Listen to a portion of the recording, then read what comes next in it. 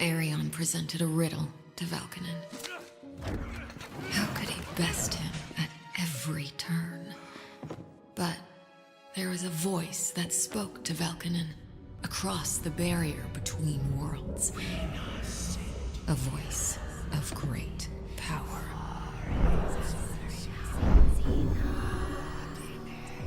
Valkonen had been warned about dark magic.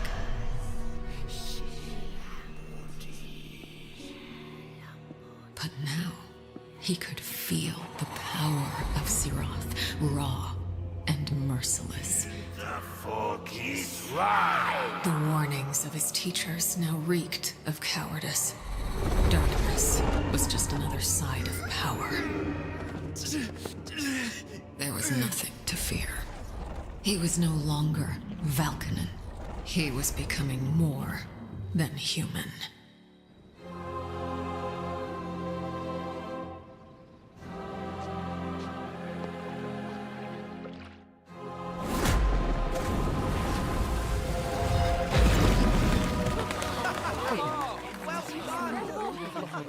For months, Valkonen trained in secret, laboring to understand Siroth's dark arts.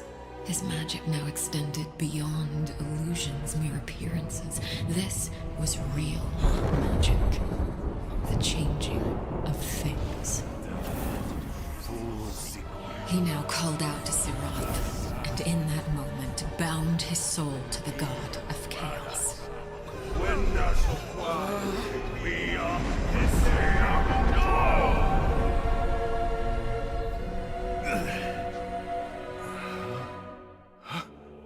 All power has a price.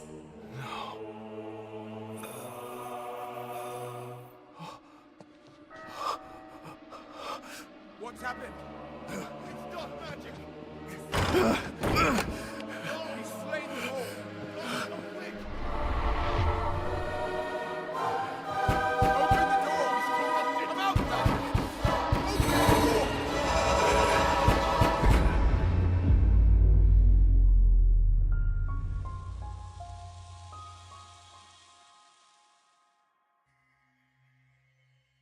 He's been alive far longer than you know. He's going to use the sword to unseal the Tower of Beasts. Within are creatures of unimaginable power, and nothing will be able to stop his conquest. There is one thing. The Arbiter. She is without form. Khazar does not fear her any more than he does the rain. If we reclaim the sword, we would have all we needed to summon the Arbiter. And then, you could have your revenge.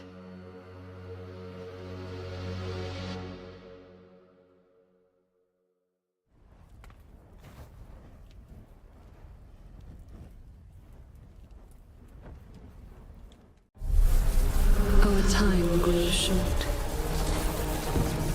Attend What's going on, chat? Just give us a minute here. We're almost ready and we'll be getting the show live. I hope you guys are prepared for the new gear sets, new dungeons, and Loki, the free new legendary champion.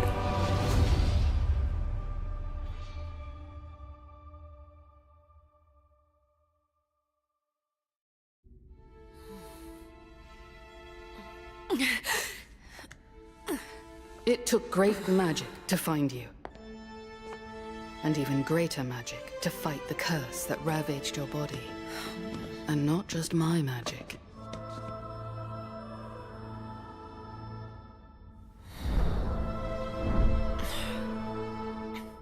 Perhaps, in exchange for saving your life, you will tell us where to find Bad Alcazar. A fair trade, if you ask me. Trust elves, dwarves, and men. Bad Alcazar. Who is he? Before he took the name Bad Alcazar, his name was Valkonen. At the Academy of Magic, where the brightest and best studied the occult and arcane arts, he was without equal. Except for one, Valkonen's rival. Arion.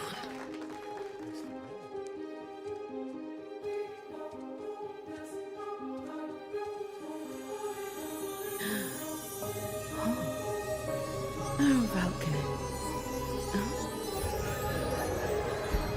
My lady.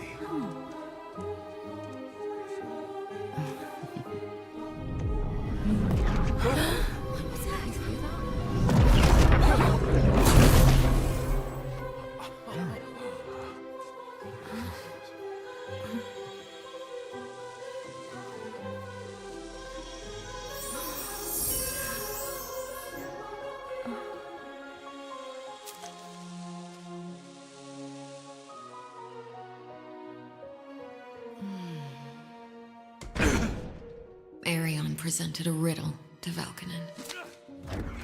How could he best him at every turn? But there was a voice that spoke to Valkynen across the barrier between worlds.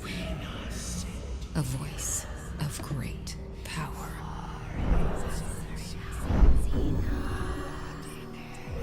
Valkynen had been warned about dark magic.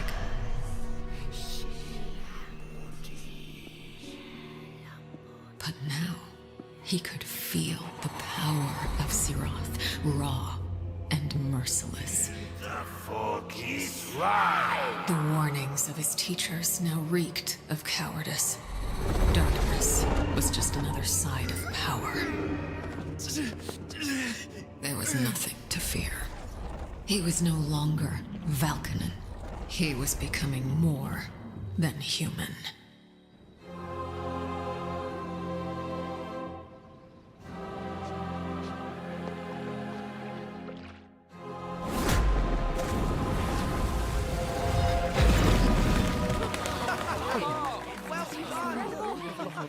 For months, Valkynen trained in secret, laboring to understand Siroth's dark arts.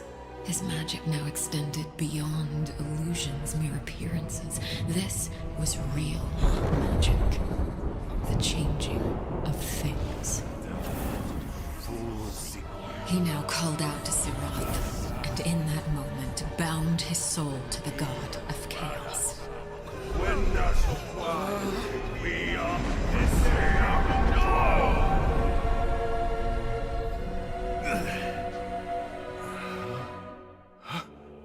All power has a price.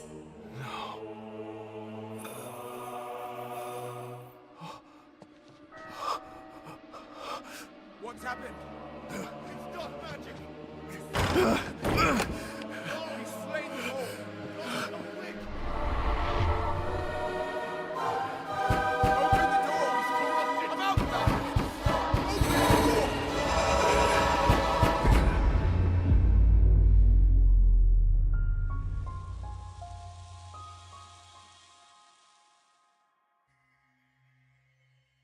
He's been alive far longer than you know. He's going to use the sword to unseal the Tower of Beasts. Within are creatures of unimaginable power, and nothing will be able to stop his conquest. There is one thing. The Arbiter. She is without form. Khazar does not fear her any more than he does the rain. If we reclaim the sword, we would have all we needed to summon the Arbiter. And then, you could have your revenge.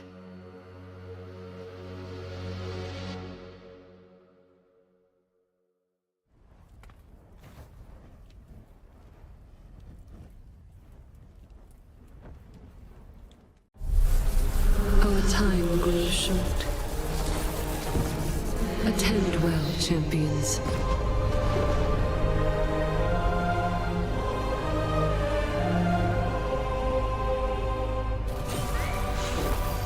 You must know your enemy.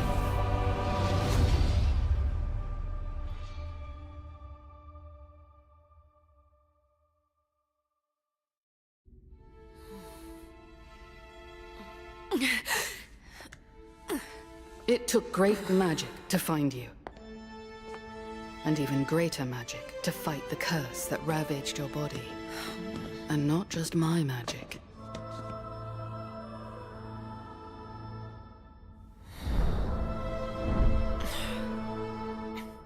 Perhaps, in exchange for saving your life, you will tell us where to find Bad Alcazar. A fair trade, if you ask me. Trust elves, dwarves, and men. Bad Alcazar. Who is he? Before he took the name Bad Alcazar, his name was Valkonen. At the Academy of Magic, where the brightest and best studied the occult and arcane arts, he was without equal. Except for one, Valkonen's rival, Arion.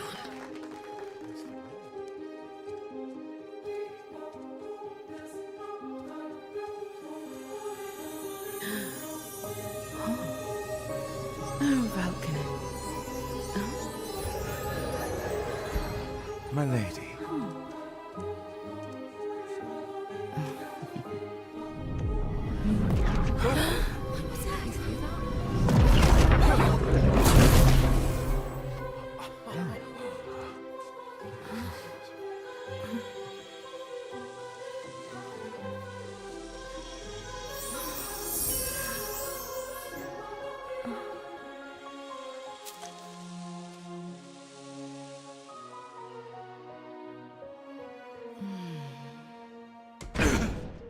Arion presented a riddle to Valkonen. How could he best him at every turn? But there was a voice that spoke to Valkonen across the barrier between worlds. A voice of great power.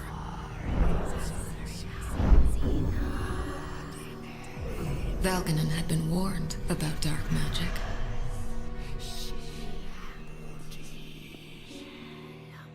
But now, he could feel the power of Siroth, raw and merciless. The fork is right. The warnings of his teachers now reeked of cowardice. Darkness was just another side of power. There was nothing to fear. He was no longer Valkonen. He was becoming more than human.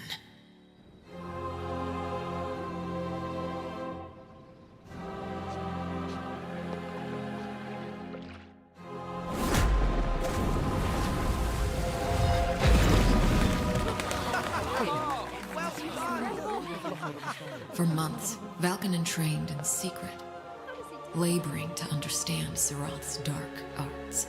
His magic now extended beyond illusions, mere appearances.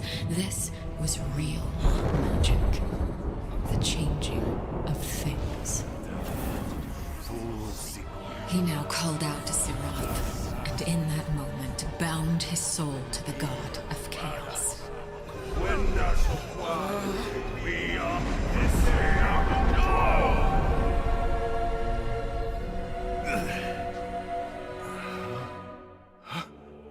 All power has a price.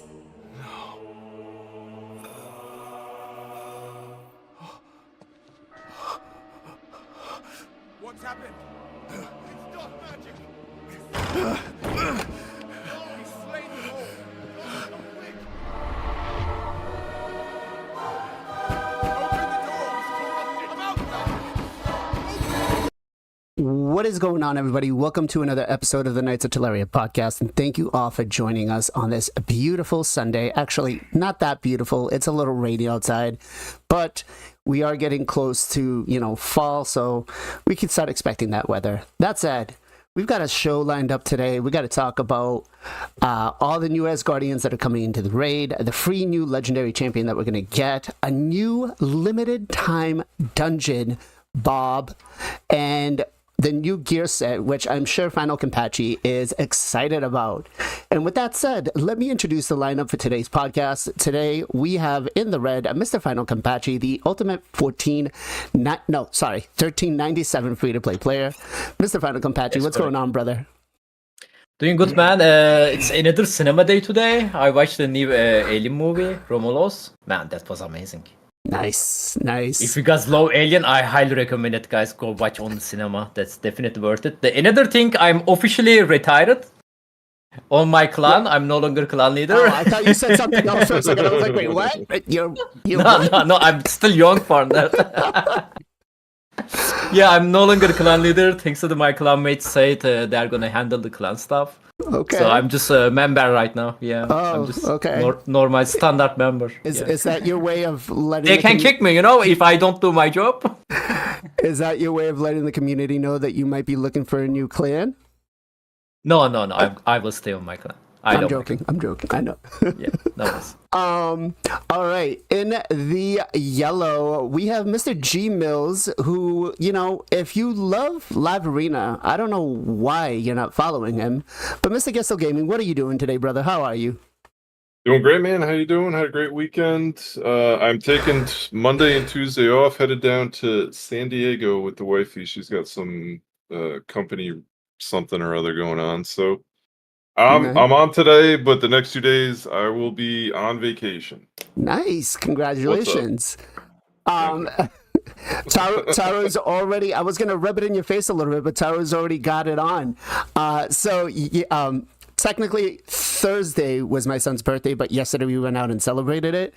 And we're sitting at Denny's having breakfast, and he's like, "Dad, can I do some shard pulls?" He always loves pulling the shards on the account. So I was like, "All right, let's go for it."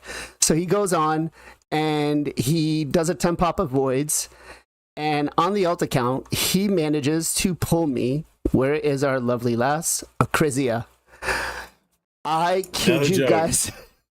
kid you guys not. I was so ecstatic. We're sitting there and I'm yelling, yes, inside of the restaurant. People are looking at me like I'm crazy. I'm squeezing my son, hugging him. He's like, "Dad, you're killing me. Stop." So, yeah. How were your pulls? Did you pull anything? Did you pull in Acrizia? Gestal? Who, me? Yeah. No, I haven't been pulling shards lately. Honestly, I'm gonna be real with you guys. The only thing I care about are mythicals. Okay. So I'm holding the primals, and that's what I'm waiting on. I pretty much only pull shards for fusion events at this point. Okay. Nice.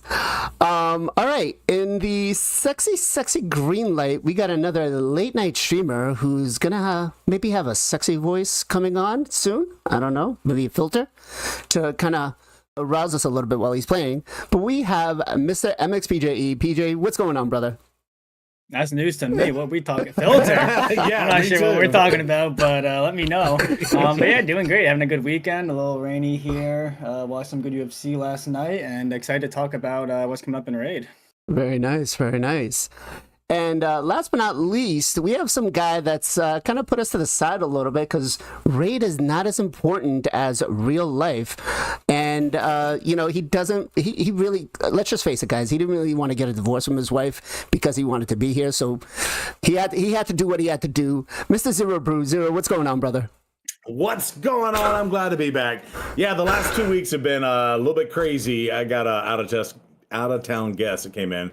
Birthday's at the end of the month, but this is the way the timing works. And there was a lot of surprises involved, so I didn't even know what was going on. But I'm very happy to be back. I should be here for the long run. And first of all, I want to know where this fall weather is that you're talking about, because it's been 110 in Texas, and it has been hot. Secondly, excited to talk about the new stuff that's coming up. And I had a thirdly, but my ADHD kicked in, and I don't even remember what I was going to say. But I pulled earlier this week. I wanted Necrit, and I was close to Mercy, and they gave me a Hegemon. Oh, so wah on that. First one new to the account. I hear there's good things, but he's also falling out of the meta. So I don't know. Okay, so maybe nice. You guys' brains can tell me what he's good for. I hear there might be a buff of Ignore Stone Skin. Who knows? Maybe. Plarium, if you're watching. Or they can release a new set that Ignore the Stone Skin. I know you guys are complaining about this weather thing too, man. It's 75 degrees and sunny. It's beautiful outside. What are you guys saying, bro? I think right now for me, let me check. It is 72 degrees. It's rainy, which is nice and cool, but I will take that. The last couple of weeks, it's been like nothing but 90-degree weather here, and I'm just like, absolutely not. I hate it. The past couple of days, I've been trying to cut my grass, and I can't go out there because it's been raining every day. So that's the only bad part. But I will take this weather any day. Any day. You called it hot? It's under 5 here. Listen, anything over 75 for me is like boiling. Like, I can't do it. Actually, funny story. I was doing my laundry today. I realized that I have like 45 pairs of shorts because I don't wear pants, because unless it drops down to like, 10 degrees, I don't wear long pants outside. I hate the heat. I hate the heat. Same. I love the cold. I mean, no, I don't like low cold. It's always easier to take the clothes off than it is to put the clothes on. The other way around. And I'll just say, since you had this lovely little ad, hopefully I'm pointing in the right direction. I saw that last night, and that was fantastic. It may or may not make it in. No spoilers, people. There's a lot of people who probably still haven't watched it, but I haven't seen it. Oh my god, so good. I enjoyed it. I cannot wait. I'm so excited for it. I've told my friend that I'm going to be waiting until he comes back to the U.S. before I go to watch this. So I'm definitely ready. It's good. Yeah, definitely. It's with Wolverine.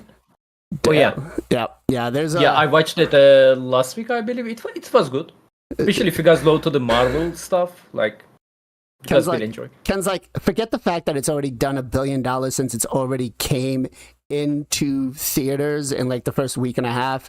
It's okay. It's okay. It's not. Great. I mean, I'm grow up, man. Like. So am I, but I still want to watch it. I'm gonna geek out. That was a one scene on that movie that was wow. Oh my god, what is that? But the rest of the part, I didn't really enjoy that much. But again, like, it's a good movie. I'm not a bad movie. Yeah. But Alien are 100% better. Really? Okay. Oh, okay. Yeah. It's I more my genre, I guess. I don't know. It depends on the people. It doesn't have Hugh Jackman in it, so I don't know. Or Ryan Reynolds. So no, we don't have that. All right, we've got an exciting show to talk about today. We've got, like I said earlier, we got the limited time dungeon, so we now have some sort of idea of what it's going to be. We still don't know what the dungeon is going to do. We have, as I said earlier, FinalKenpachi's favorite thing, a new gear set, which I think right now puts us over almost close to 60 or something to that vicinity, which is crazy. And then we are going to be getting some new champions. Now, we only know the skill kits of one, and let's go ahead and start with that. Let's start off with Loki. So, as we can see, we are getting Loki as a legendary champion in the game, and they are doing it the same way that they did with Adolin. 14-day login, you get some gear, some avatars. You are going to be able to get yourself a 2-star. What are we thinking about this? Are we actually happy that they're making it like this? Or, I'm sure no one's going to say we really want them to go back to the old school where there was just a 5-day login, but we got phase 1, phase 2, we get the gear, we get the champion. I'm assuming we're probably going to get a 5-star during phase 2 by just doing some, daily stuff. But what are our thoughts on this, Ken? I mean, like you said, like Adeline phase 2 missions was so easy, guys. Like, all you need to do, like, just play the game. Like, do your daily stuff. That's all. And you can get literally 5-star soul for her. Free. I'm going to call that free because you need to play the game. That's all. I'm not sure is that going to be same difficulty, is that going to be easy with the Loki, or I'm not sure is that going to be 5-star, but even 3-star free, 4-star free, we take it. This definitely 100% way better than old one. Okay. Gestal, what are your thoughts, man? Yeah, free stuff, man. I don't know you could ever be upset about it. There's another phase. Like, do we even know what's on that phase 2? So phase 2, the way I'm assuming it's going to go is phase 2 is still going to be like Adolin does, where we had to log in and do dailies and we get certain points for doing certain things like dungeons, fights, stuff like that, to be able to get the 5-star. Oh, so you think we're getting a 5-star for Loki? I'm assuming because if they gave us a 5-star for Aelin, I would like to say the same thing they did for that. Well, that's what. Yeah, I mean that's kind of where I was headed with it, right? Like I thought, like if they're gonna stay with that, because what we see a 2-star in this picture, right? So a 2-star is part of the 14-day login. Yes. Right. Yeah. So yeah, if it's a 5-star like this, I think this guy's gonna be pretty good, man. Okay. So getting a 5-star is like getting a 5-star for Armand. You're starting off like in a Strong. really good shape. Yeah. Yeah. So if true, that's awesome. Okay. PJ, what are your thoughts, man? Yeah, I'm pretty sure a few weeks ago you asked us, or maybe it was like a month ago, you said in the future if they do these like guaranteed champions, how would you like us to see them like given? And I think everyone pretty much said the way that Adlin did it, or Adlin was, and yeah, it seems like they're doing that again, which is awesome. This seems like is the best way for the players. It's pretty, it's free to play friendly, very player friendly.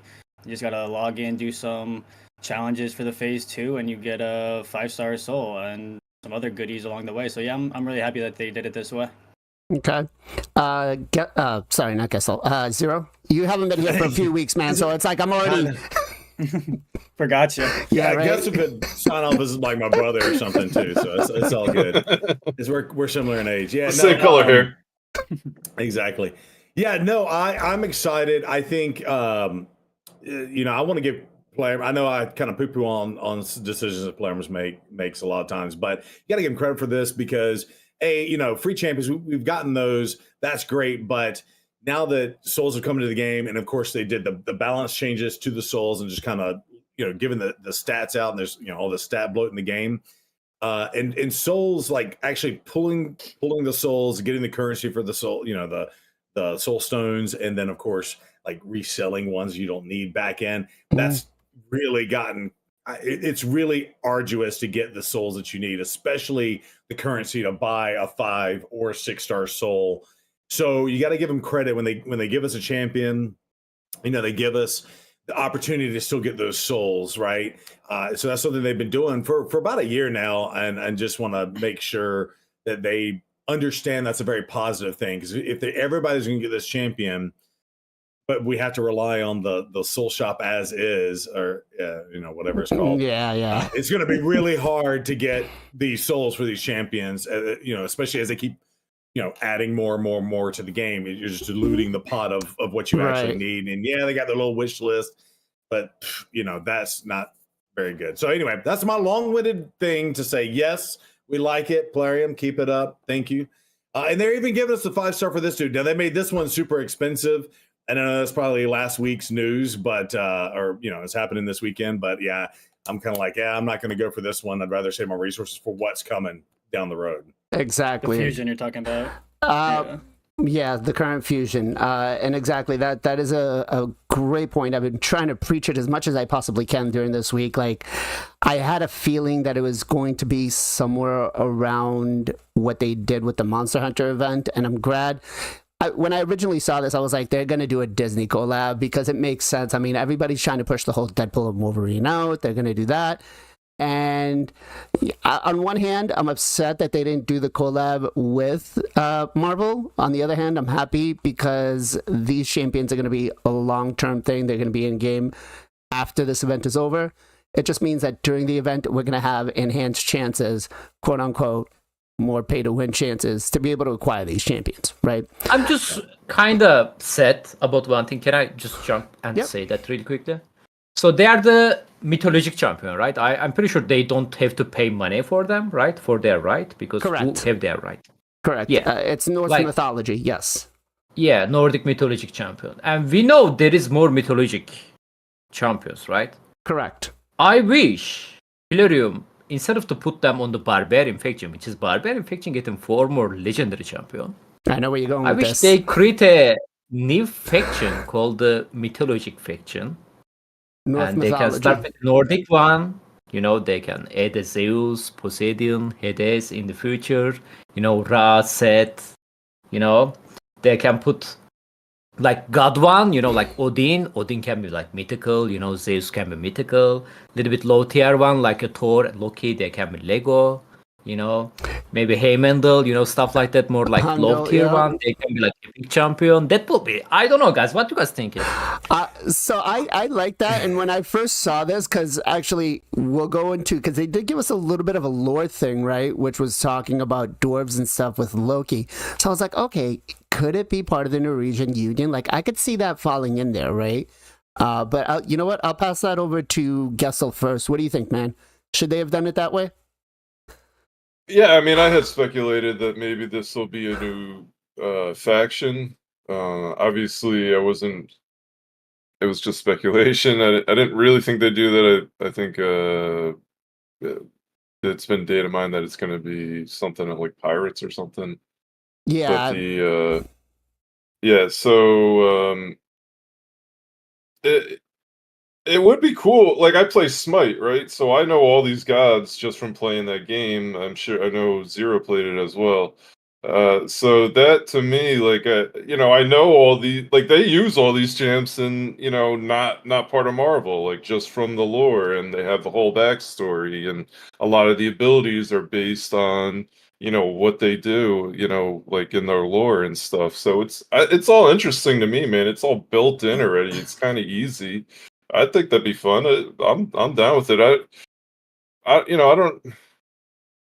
Like, another thing they could do is make instead of being like a dual faction, like they can do two factions. They can fit into two factions, and like a mythical champs, like swaps, right? This they could swap between barbarian and dwarves or whatever. Like, that would be interesting too. I don't know. Okay. So like a ultra unity champ. I don't know, but whatever. Yeah, like, I don't know. There's different things they could certainly do. I guess to your original point, it is a little awkward that they're barbarian. They're all barbarian. Like, Freya to me is like a frail little. I don't know. She's like in Smite, she's tiny with the sword and shooting the beams, right? Like, they're making her a defense-based champ. So I don't know. Maybe I don't know the lore that well. I know it Well, from you a have video the game. Valkyrie, so like the Valkyrie is that Norse thing too. So maybe they thought that was a good fit. Okay. Yeah. There you go. Yeah. Maybe that makes more sense. Sort So of. yeah, I'm not. Hey, bro, I'm good with anything in this game, man. You could make me lean anyway. So whatever. It's I'm fine with the way it is. It was. I thought maybe they would spread it out through different factions. I thought they would. I don't know how that would work, but that's what I thought when I kind of first got the material and was looking through it. But then obviously you saw it was all barbarians. So interesting. Okay. PJ, what do you think, man? Should they have gone with another faction for this? Yeah, I don't think I would have liked it being the last faction, but it would have been cool if they, kind of like the ideas that you guys were talking about, or even having them like be assigned to a region. So like Hades, it could be part like the corrupted region or something. So you like demon spawn, undead, dark elves, cool, knights rev or something. Like, you'd have it like kind of filtered in like that way. So we could have rares, epics, legendaries, mythicals, and gods. Maybe. It's a play 3 years together, but yeah, I don't know. I think that all being barbarian is kind of awkward. But and barbarian already have a lots of Lego too. Like, yeah. I mean, it makes sense for some of them to be barbarian. What were you gonna say? I was just gonna say, I mean, barbarians already have archers, so I think they're pretty good. Yeah. I don't know. I think that it's. I don't know where else they would have put them, but I think it could have been cool to spread them out a little bit. Okay. Zero? Oh, I got so much to say about all this. Oh, I'm sure. Let's go. Yeah. Well, first of all, and I did my elephant emotes. Let's address the elephant in the room, right? So, like, obviously, Fateless Gaming, and they didn't get an IP, so they went with the mythological whatevers. And so, tie the conspiracy theories together. Where's my tinfoil hat? I don't know where it is, but put that on. And, maybe they're like, okay, you're going to go this route. We'll go this route too and try to beat you at the pass. Just to push back on that, maybe there's a response. It did, like, when did Fateless announce they were doing this? And like, it's not like they came up with this yesterday, right? Like, had to have this in the works for 6 months minimum, probably longer, honestly. Yeah, 100%. 100%. So just like, and that, whatever, go ahead, but maybe. No, that's a very valid point. And actually, I had that thought too. Like, anything they're doing, they're planning out, 6 months in advance, right? So minimum, right? And or maybe they already had the champions built and they just go, oh, what's the skin we're going to put on it? What's the how we're gonna tie this. But maybe you're right, because Right. I think Loki is very themed on veils and blah blah blah blah blah. So anyway, yeah. That being said, 100% right. However, I just want to address the hidden faction. I really, really want it to be a merfolk faction with like steampunky weapons and pirate ships and pirate garb, Cool. but merfolk and like creatures like manta rays and sea serpents and stuff like that. If you bring in creatures like they have in other factions, so I'm holding out on that. Wow.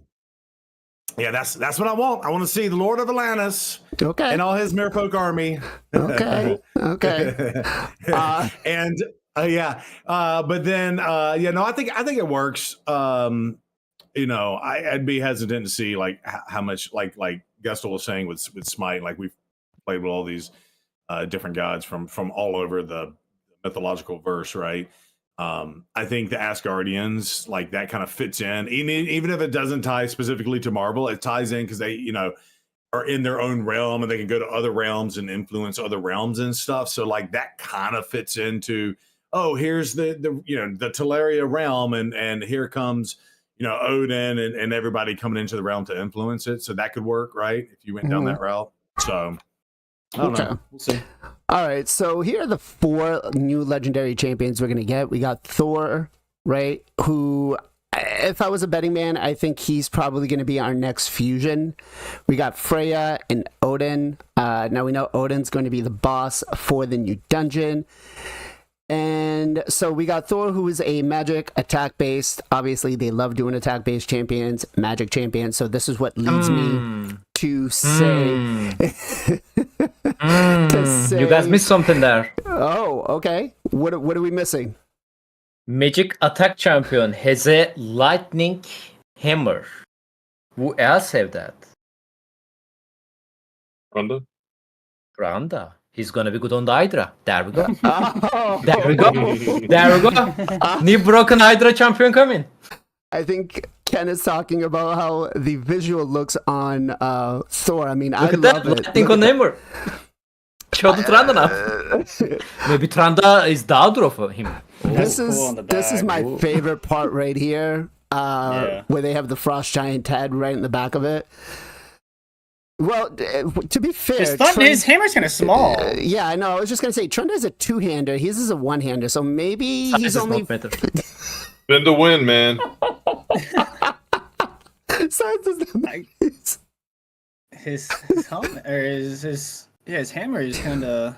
It's Mjolnir. It's a 1-handed. The only one. Actually, that can he's big guy. Maybe that's why hammer looks like small. That could be true. Trunda is half his size. How likely do you guys think that Thor will be the fusion for next month? Let's go with Zero first. Oh, 100%. You can't have Loki without Thor, right? So I feel like it'll be Thor. And I think the other 2 are going to be, maybe guaranteed for Odin because he's Void Affinity. Probably do one of those, and then we'll see. But yeah, it's probably, if I had to put money on it, I'd say it's Thor. Are you ready for my my conspiracy theory? What's that? All right. So people said it, and I forgot. If you're watching, I forgot who to give you credit, but they were thinking, "Where's Fenrir?" And apparently, Fenrir is Loki's son. And they are thinking, and if you don't know who Fenrir is a wolf.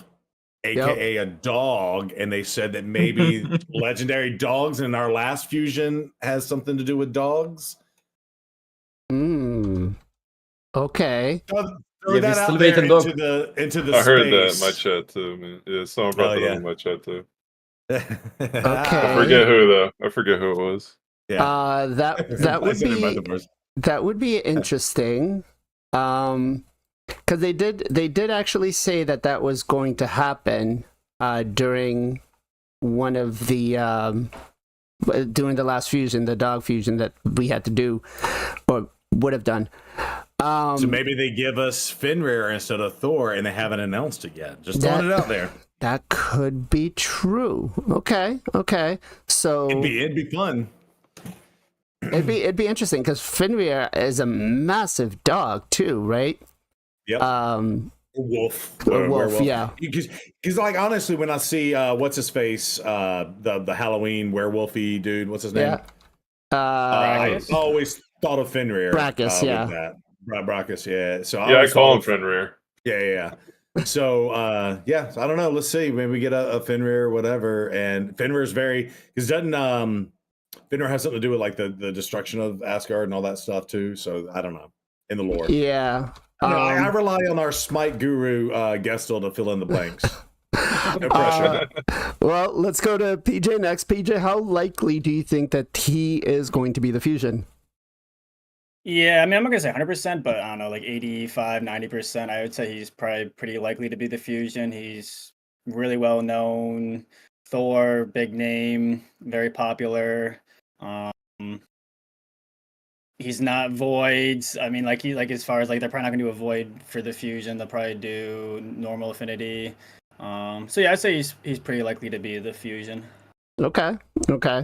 Gestel? Yeah, I think names. His name alone is like the biggest name. I would say bigger than Loki or Odin, and especially Freya. I don't know if a lot of people know Freya. So yeah, he would have to be the fusion, right? If they're doing Loki, as to Zero said, they kind of go together. And hopefully, yeah, if he's somewhat Trunda-esque, and then people will stop complaining about Trunda. I don't know if that's really the fix. That'd be hilarious if they did that. But, oh God. That would be awesome. Honestly, it's like the ultimate troll. You guys are bad about Trunda. Here's another one. What is that? This is just I googled real quick Loki's son, and this is what it came up with online. I think that would be imagine having an animal like that, or would it be a barbarian though? That's the question. I don't know. It would have to go Skinwalker or one of the ones that's already related to the ogre or the orc dude that can control them. I would say maybe Skinwalker or something. I don't know. It'd be kind of cool. And that would solve the other issue of all of these being in just one faction, right? You kind of spread this lore into other factions. So yeah, just throw it out there. It's pretty cool. That's a cool picture. Let's go to Ken. What do you think? Oh wait, yeah. Go ahead. I agree with the PJ. Like Thor is the very famous, especially the actor who play him. Girls love him, not me. I don't know. We looks almost same, but I don't know. Like maybe hair color different. Yeah, Thor is very famous, and I won't be surprised if it is the next fusion, which is pretty much we should get the fusion information maybe next week. We have I mean it's about the time. Yeah. So we have Siege next week, and we should have the new fusion release sometime next week. Yes. Wait, can I say something? What's up? Yeah, I mean, I know they have done this, but the last fusion was also an Attack Magic champion. So do you think they're gonna do another Attack Magic champion back? I mean, they can. I know they. I mean, bro, they keep releasing like champion A1 provoke, increase the restoration of the Hydra. They keep releasing this champion non-stop. Like yeah, I know. The High Elf Girl and the Vixwell, they was back to back. So well, to PJ's point, I think I think to PJ's points, he brings a good point up. So we do have Freya, who is Force. A little different, defense-based, kind of like Wixwell, right? What do we think that maybe she might actually be the next fusion? Ken? Not famous as Thor. If they want to take attention of the player, I mean new player actually, not the existence one, they need to use the Thor name. Okay. Now, I like her shield. The shield looks kick-ass. I love it. The shield looks kick-ass. But let me put it to you this way, Ken. They might, but they might want to make more money. So putting him behind a paywall or putting him behind some sort of guaranteed event might be a little bit to their thinking. But again, it is Telerium. We don't know. Skin-wise, what do you think of her, man? I wish less clothes. Oh my god, Bro, she's It's cold there. It's cold Come there, on, you know man. Ken. Come on. But I think it's cold there, so understandable. Ken wants her to cut glass. He's That's all like- I'm gonna say. He looked at Thor and he's like, Thor's got no clothes on. Come on. Man, like what? You know, Loki's got half the clothes on. Like, come on. Why does she keep? God. All right. So, what do you think, man? The other thing beside the looks, I think she's going to be trash. I don't know. Hopefully not, but I feel like. I hope not. I hope not. I hope not. I think she's gonna be. If I look at her, I'm looking at her at the level of going back to Monster Hunter event. I think she's gonna be on the same level that the Archer girl was. I hope she's gonna be our second defense-based force OP champion after Arima. Okay. Gestal, what do you think, man? Well, this has zero correlation, but this is all I have to go from. In Smite, as I was saying earlier, She looks like Athena.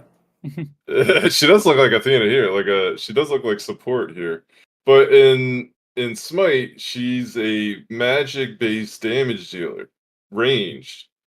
So She does have a sphere. like when I first saw her, I'm like, oh, they're bringing Freya, awesome damage dealer, and then they're like defense. I'm like, well, maybe she's a defense-based damage dealer. That would be awesome because there's not that many of them, and you know, Harima's kind of the queen there. So, you know, maybe they could bring another one in at that level. Would be awesome. Okay. Yeah, I don't know. That's my thoughts. I don't know. As to the fusion. Yeah, I don't know. I could go anywhere with who's going to be the fusion. Okay. You could sell me on any of those. I think, you know, if they're really going to go for the cash grab, then I think you place it behind Thor and Odin, right? And then you would make her the fusion. Like what Zenogre was the fusion, right? Yep, she was a force.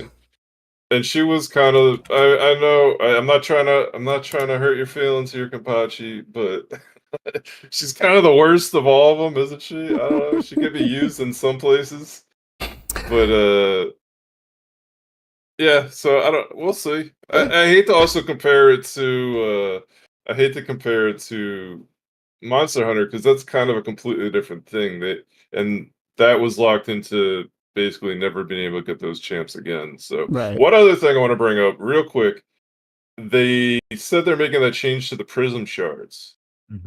So I would say that probably one of these champs will be part of that new change to the prism shard, whatever that exactly is. I don't know. 100%. Yeah, so I think that's going to be our next cut. Yeah, Odin, if I was guessing. PJ, what do you think, man? Skin wise, and do you think she's going to be the next fusion? Yeah, I like the skin. I really like the shield. Like really like the shield. All the different colors. I think it's really cool. Yeah, I like the skin. I don't know. Now I'm kind of second guessing myself, thinking that maybe she will be the fusion. I don't like if she's Harima level. I don't know if they would do a Harima level fusion. Maybe. I mean, they have done really good fusions. They've done Newt, right? Which is and I think this There's was Armand's. Yeah. Oh yeah, they've done Armand's. He's So also maybe- barbarian. Yeah. Barbarian's OP.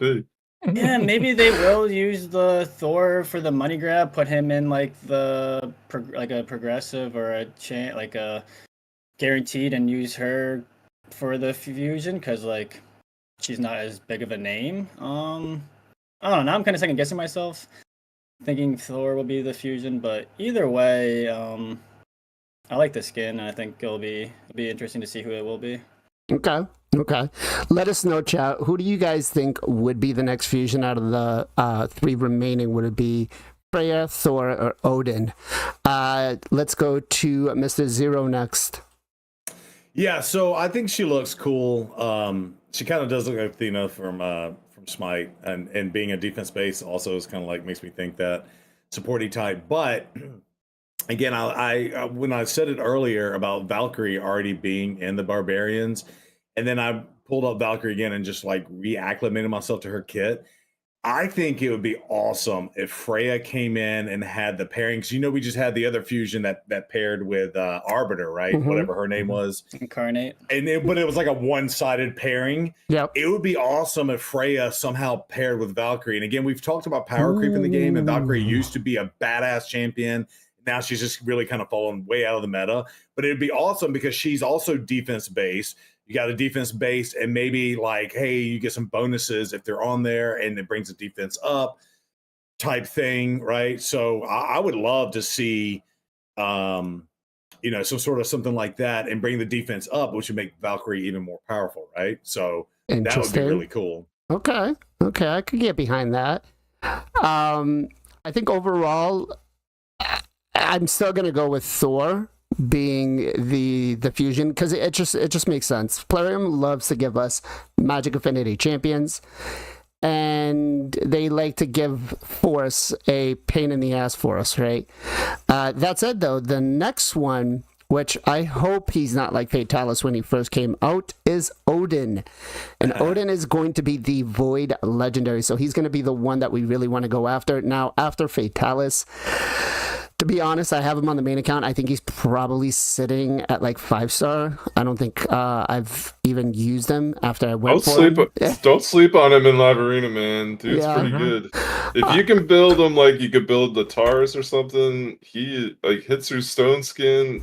He can't get crit with a shield on. He is an absolute menace. He's an absolute menace. I will Hard to use him, but yeah, decent. Yeah, you have to. He's got to be built real well, and you gotta be well. You need to be longer fights. Yeah, definitely longer fights. Yeah. I will have to give him a tryout, but Odin coming in, I mean, this guy literally gives me the goosebumps, because just looking at him, I was like, he looks just like out of the Marvel movies. Like, they pinned it so freaking awesome. But he's got more clothing on, so I guess, Ken, I'm gonna go to you first. What do you think, man? You're not happy with the look? No. He's a guy, so I don't mind. So he's looking badass, man. I agree with you. Support champion, I guess that fits the lore of the Odin, right? He's kind of like wizard guy, right? Making some stuff. Yes. The one thing is, I'm like, he's God, right?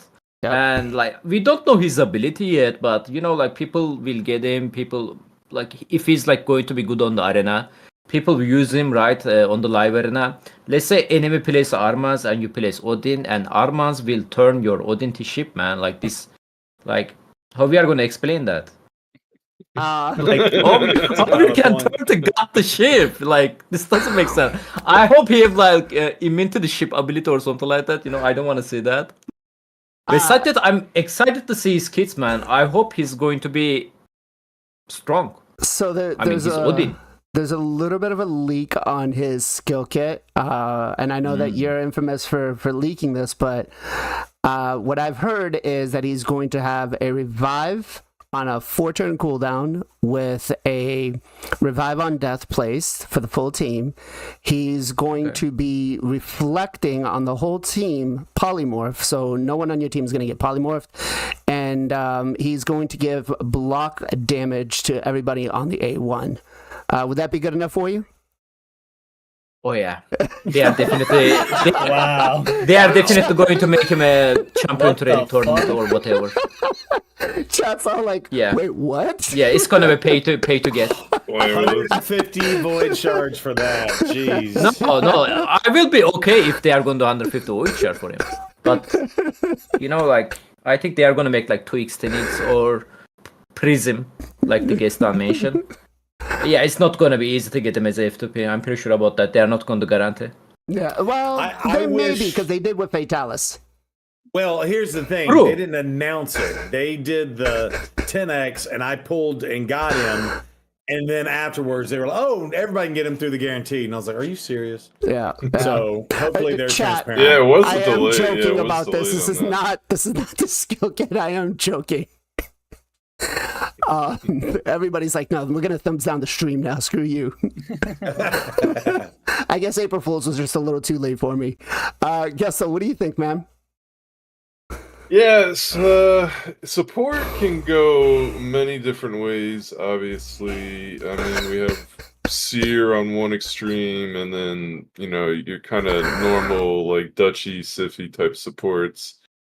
So I kind of didn't want. I wanted him to be an HP based champ. I don't know why. Maybe because I'd rather him be like damage or something. But if he does have a kit, like a great kit, something that counters sheep, that would be wonderful. Again, I don't think adding champs and adding sets is a fix for sheep. Like sheep still needs to be fixed. But it's at least helping. So bring in anything that'll help until they fix it, but they still need to fix it. I hope this isn't just in lieu of fixing polymorph, right? I hope it's the new gear. I know I'm jumping ahead, but that's the fix. Yeah, well, the new gear is where they're hoping. Oh yeah, well, we'll get into that later. I got my thoughts. Sorry. ADHD. I apologize.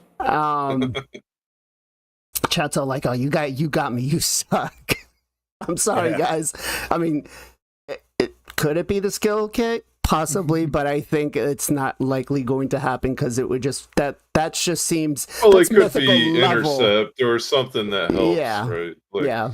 Yeah, it could certainly be something. How likely do you think that he's going to be the new fusion? Because somebody did say that Emek was an August fusion and he was support-based champion. So is he also the last void?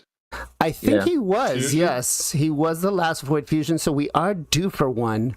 Usually they tend to do those around Christmas time. So that'd be awesome. Okay, PJ, what are your thoughts? Yeah, I think he looks really, really cool. I'm not really super familiar with like his backstory or his mythology. As far as being like a support or a damage dealer, I just want him to be, I guess, really good at whatever role he's going to have. So if it's going to be support, that's fine. I just hope he's going to be really, really good, especially for he's like Kenpachi said, he's supposed to be a god. So it's going to be really interesting to see. I mean, I guess all these champions are like gods, but this is like the main god, the big head honcho. So yeah, it's gonna be very, very interesting to see the kit they give him and see how they're gonna take the direction. I wouldn't be surprised if it had some type of polymorph counter in his kit. That would seem to be strong in this meta, and that would make a support champion really good. So I could see something to do with polymorph for like reflecting or not getting polymorphed in his kit. But yeah, excited to see. I think he looks visually really cool. Okay. And Mr. Zero Brew, what are your thoughts? So is he going to counter Armand's? Armand's a barbarian too. So I mean, barbarian versus.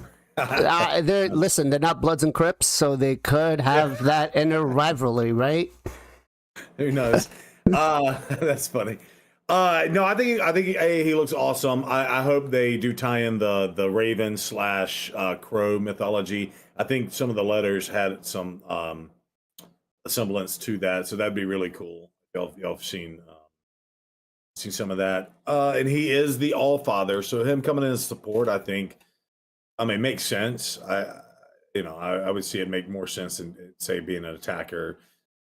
Thor's your attacker, and he always seemed, you can tie it to the real mythology if you watch the Viking shows and all that stuff, right? You can tie it to the Marvel universe, and tie it to the Smite universe. So I don't know. I feel like he was very supportive too, right? Gestal and Smite, didn't he have like the ring? It was his ultimate and some other stuff there, right? Yeah, it wasn't. I mean, he had the Ravens. A little bit of both. Yeah, he put a shield on himself that would explode when he jumped. Used another ability, and then the ring. So it kind of includes people on him. Yeah, he is a warrior, but very supportive. Gotcha. Yeah, so I don't know. I like it. I think it looks good. Yeah, that's all I got. Okay. So next up, we have the free legendary that we're going to get for logging in, which is Loki. The only thing I don't like is why is he holding fire? He's a deceiver. Like, come on. Like, he's a frost giant. But he doesn't have HP burn, by the way. No, that's true. He doesn't have anything with HP burn. He doesn't have anything that would include that or synergize with that. But I do like the kit. I do like the way he looks. I think he's pretty cool. What do you guys think? Did they visual-wise hit it out of the park with it, Ken? I mean, we already were lucky in the game, actually. Can you please go to the Dark Elf and check the Ultan for me? Dark Elf and Ultan?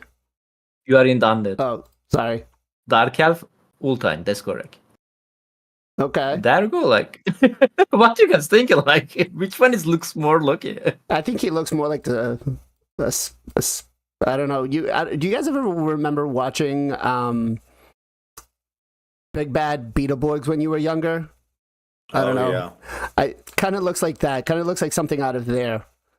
Google it, guys, and then you'll see what I'm talking about. But maybe.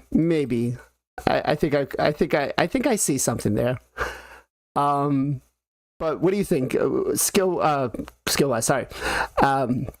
Visual wise, how did Plarium do on this? It's cool. Like, I don't mind, to be honest. Okay. Some people was upset about his ginger on my chat.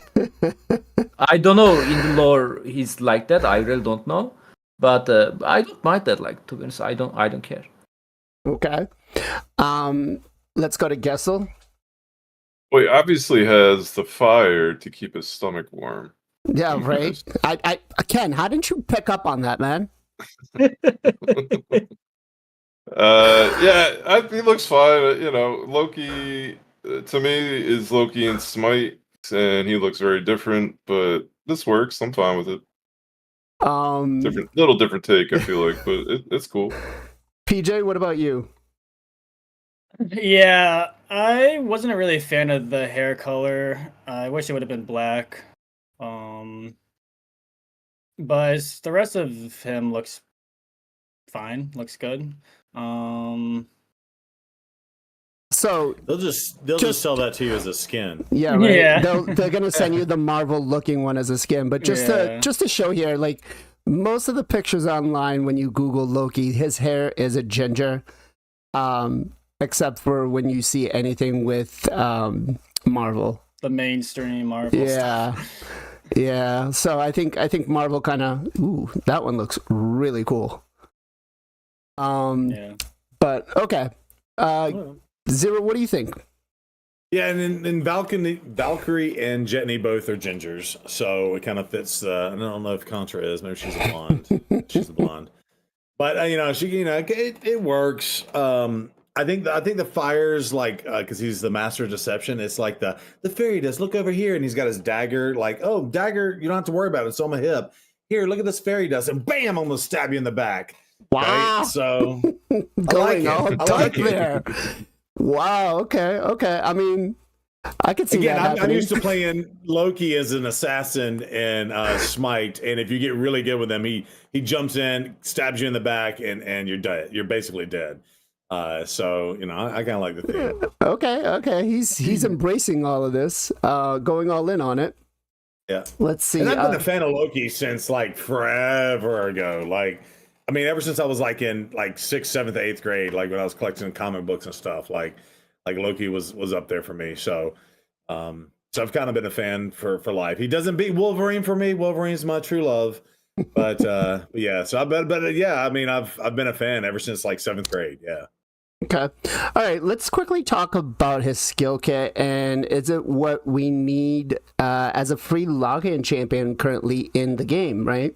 The A1 has a 30% chance, books up to 50, increasing the duration of all enemy buffs by 1 turn. So we got a 50-50 chance. If this champion is under a veil or perfect veil, has a 50% chance, increases it another 50%. So basically you get 80 to 100 if you book it, of increasing it. So A1, increase all durations, basically like a Lady Mikage A2. What are we thinking here? Is it strong? I mean, for me, it screams out Hydra. I like it. I think it's going to be helpful. Ken, what are your thoughts? I mean, like you mentioned, Hydra-wise, it's a good ability, but I'm kind of like a little bit boring. They always release a champion, increase buff duration, decrease debuff duration, blah, blah. Man, like, it's a Loki, like, can't you guys a little bit more creative about him? Like, okay. Ken's already firing out the shot saying, no, I'm not. It looks good, but I think it could be more. Let me ask you, what would you want the A1 to be like? I don't know. I wish he's like arena champion than the Hydra. Okay. Yeah. I mean, I think some of the passive might kind of work into arena. Yeah, exactly. But you know, like, I don't know. Like, could be better a little bit. Okay. Looking promising, but could be better. You really want him to be more like Armand's, don't you? Not really. I really don't want to worry about one and two of them. We can. But not broken like Armas, but I don't know, something unique. Like maybe can counter the Armas. That would be nice, actually. Okay. So, how about possibly decreasing the duration of one random skill on cooldown, something like that on like the whole team? Okay. Let's go to Gestal. What do you think about the A1, man? Can you get sheeped from increasing debuff duration? I do not believe so. No, you can only get sheep if you, what is it? Steal the buffs. Remove the buffs? Or to remove them. Yeah, so increasing, decreasing duration does not count as a polymorph. Okay, yeah, we were talking about that the other day, or when we went through the kit on my stream. Then I don't mind it as long as he's not getting sheeped off it. I don't mind it. It's not like Kenpachi said. It's nothing crazy. It could be helpful. It'd definitely be helpful in Hydra. Okay. And when I first read that, I'm like, yeah, obviously this is going to be Hydra champ if you start at the top, right? So, I'm whatever. A1s are A1s, man. And let's be a little fair here. We have a Void champion, Tuhanarok, who does that, I believe, on her A2, spreads the debuffs, right? And I think with the rest of the skill kit, this is gonna... If you're increasing like the HP burn that somebody places on arena, I still think it's going to be quite strong. Maybe. Let's go to PJ next. Yeah, I think as far as like just an A1 in itself, it's a pretty good A1. I mean, it's AoE. I love AoEs. That's very nice. And then if they avail, higher chance of extending debuffs, it's definitely not a bad thing. It seems like it's going to be more helpful in Hydra than Arena. And it seems like the champion is more Arena based than Hydra. I mean, you could maybe use them in Hydra a little bit, but it seems like it's a little bit mixed. His kit's kind of like mixed up for like kind of all like a bunch of different areas, and that can be good and bad because you're not really focusing on one thing specific. But as far as just the A1, I think it's a pretty solid A1. Okay. Let's go to Zero next. Yeah, so I like it. Again, I'm thinking like Vizier and like Ken was saying, there are a lot of champions that kind of do this, but I don't know how many do it on their A1 and it's a AoE, right? Mm-hmm. So like I'm already thinking like pairing it with a Mikage or something like that. That'll like have some ally attack situation, and you might not ever lose HP burn, hex, and provoke, plus all your other debuffs with paired with an ally attacker and Loki together. So that could get kind of silly in Hydra and increase damage overall based on allowing the debuffs to stay more consistently out. I think that could be cool. Okay. So we'll see. I like Darn here pointing out the fact that we could use him with a provoke and hex and never really kind of lose it. With the A1 being AoE, putting him in a full provoke. Only though, I think if Plarium puts the provoke set down to a 2-piece, not a 4-piece, I don't know if I really want to devote a full 4-piece set on him on this, because I think he's going to be kind of busted somewhere of the other places. But let's go into the A2. Select a target. This is actually quite interesting because this is the first time they've put that into a skill kit, which I was like, okay, let's see how it goes. If the target is an enemy, has a 75% chance of placing a block active skills, books up to 100 on a 3-turn cooldown, and a block debuffs. Now, in Hydra, the block active skills isn't going to do much, but in Arena, it will get you polymorphed. As for everywhere else that's PvE content, that's actually pretty good. And it's going to be on a 2-turn duration. If this champion is using a skill under Veil or Perfect Veil, also applies a debuff spread. Taking the effect of these two, because it doesn't say random, it is these two debuffs, and spreading them to all enemies. So it's not like Juhanarak that spreads random ones, it's spreading these. If the target or ally excuse me, if the target is an ally or this champion, heals them by 50% of this champion's max HP, which kind of seems to tell me that he should be, at least 20k baseline HP, maybe a little bit better, I'm hoping, maybe, please. Places a Perfect Veil buff on him for 2 turns. If this champion is under a Veil or Perfect Veil, also places a buff spread, taking a random buff from the target and placing it on all allies. Okay, so this does quite a bit of things. We're spreading our buffs, spreading their debuffs. I like the second part of the skill kit, healing and then taking the one random buff, spreading it for PvE content. PvP content, sorry. But for Hydra, this makes it a little, I guess, wonky. It is negated by the fact that they do bring the debuff spread in, right? But Ken, what are we thinking about the A2 here? I wonder what he's gonna do on the full auto. As a priority, I think he's gonna open up with the A3 than the A2. No, I mean like he's gonna target the enemy or target the ally. So if I'm not mistaken, the way it is coded in the game, it takes support first. So if we use the example of White Dryadnia is always going to heal the champion that is low HP rather than resetting somebody's cooldowns. Okay. So I mean it's a very, very nice champion. Like block buff is one of the debuff you guys needed on the Hydra. Unless you guys have a HP burn. I mean you still need a block buff to burn, even you have HP burn, because you don't want Hydra head to get the reflect damage, increase attack buff. They can hurt you a lot if they got them. It's a little bit tricky to use it, Good thing is, it's like Tuanarak. If you guys already have experience with the Tuanarak, you should know you are not going to use her debuff spread effect on the target who already have like too much debuff, right? You either need to be target the Niv head, which doesn't have any debuff yet.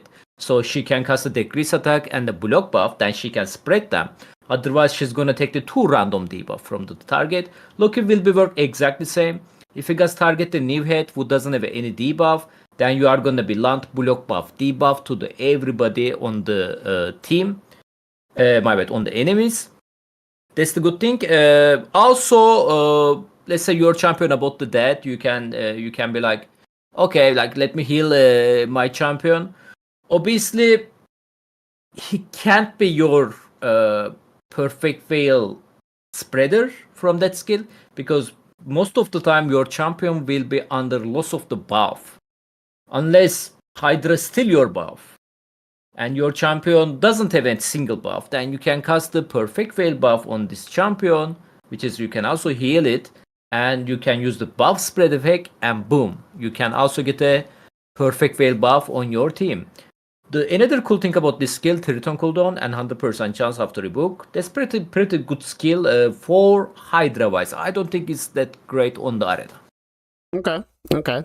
And I misspoke earlier when I said it wasn't random. It is actually 2 randoms. I misspoke there. Yeah, both of them 2 random. Yeah, it's gonna work just like Juhanarak is on the A2.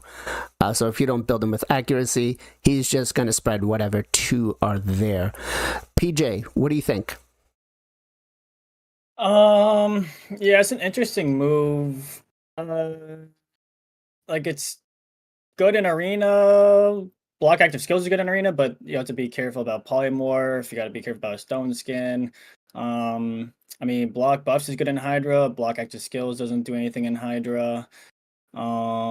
He will spread other buffs, but then it's like, why don't you just bring someone else that's going to bring block buffs? If you're not going to use him for the block buffs, you're going to, like, I don't know. It's weird to bring him with no accuracy to spread other buffs and not place the block buffs. So I don't know if that would really make sense. The second part is pretty nice. I mean, healing, perfect veil. I don't know. It seems like it's all over the place, and it's like it looks good on paper, but I don't know how good it's gonna be in the game and where it's gonna be used much. Okay. Chat, where would you guys, looking at the skill kit, be using Loki so far? Would you think he's more PvE based or PvP based? Gestal, what are your thoughts on the A2? Well, this is certainly very interesting. Block active skills is insanely strong for mythical champs. Also, the fact that you can obviously stone skins give you an issue right off the start, but we'll get to that on the A3. But if you can get them to a second turn and be able to target if there is a champ that doesn't have polymorph, you can target them to get that block active down, spread the block active onto all the mythicals. That's a really, really strong move. Now, that's a bunch of ifs, right? No stone skin, not a whole lot of other buffs that will get spread. So I like that in terms of PvP for sure. If you're an early game account and you don't have a block buffs champ for Hydra, this is a great option. You're gonna have to, kind of finagle it, but you have to do that with Tawana anyway. If you're using her in late game. So it's an interesting skill. As you said earlier, being able to select either your teammate or an enemy, that's pretty unique here. And the support side of it, it's good, I guess. Like, obviously, if you can get that perfect veil onto everybody, that's amazing. But again, if you're using it on Hydra, you probably got 6-7 buffs on you, so who knows what's getting spread at that point. True. So I'm looking at one of the comments here in chat that says, Darn says he would use them on Hydra, full auto, turn off the A2, and use the A2 on a manual if needed. I think... But then what's he bringing? Well, in that case, everything else, I mean... So let me address that real quick. I thought about it before I was going to say something. I was like, well, what about the block debuffs? But granted, you have to target the head for him to use that. And then if you don't target, he's just going to heal in place of a perfect veil. So unless you're kind of SOL'd if you don't already have another block debuffs. So then if you have another block debuff champion, why would you actually bring him in? So that is a valid point there. The one thing I would like to find out from Plerium is, what is he going to prioritize on that? Again, I'm going with the assumption that he's going to prioritize the heal, just because if the support champions or the other champions are not alive, he's not going to, it's not going to work out. So, chat, let me ask you, which one would you prefer that they supported as the primary skill for the A2? Would you want to see the block debuffs go up first or the heal? Let's go to Zero next. Yeah, I like that they do skills where you can target both allies and enemies and have different effects. That's kind of cool. One of my favorite champions to kind of mess with is Valkynin. Kind of hurt your own team temporarily and stuff, and get really cool combos when you have mechanics like that. So I kind of like it. I kind of dig it. So question, I guess, to the people smarter than me. If it is a protected buff, so say someone has a protection set and they put a shield or whatever out, or will it also spread protected buffs? I don't believe so, no. It doesn't spread protected buffs. Okay. So that I may be wrong, but I don't think that's the way it works, because you can't... Because it's protected, you can't even spread it. Right. Well, I think you can spread it, but if you spread it, it's not going to be protected, so I don't think that's the case. That's good. That's good clarity. And I just kind of go back and just listen to kind of what Gestal was saying, because he does love like live arena and stuff, and just recognizing that this could really shut down mythicals. And then I started thinking about ally attack and the A1, so it would be dirty to get block active skills out, and you could essentially lock out everybody but their A1s for the rest of rest of the fight with his A1 extending the debuff, right? Hmm. So it could get dirt. I don't know if there's mechanics like that. Like even dealing with Warlord and your mechas and stuff, if you can, get that one turn where your stuff's off cooldown, and or you got champs like what's her face that pairs with the king, the queen, right? Who's A1, Hellspring cooldowns down to kind of counter some of that lockout stuff. But this would be legit, as long as you can get past resistance and stone skin and all the things that we just talked about. I mean, as long as you can land that and land some A1s, even throwing them in a relentless set, you could just shut the enemy team out, but they're A1s the rest of the fight. That could get stupid. I don't know if that'll work that way, but just throwing it out there as a thought.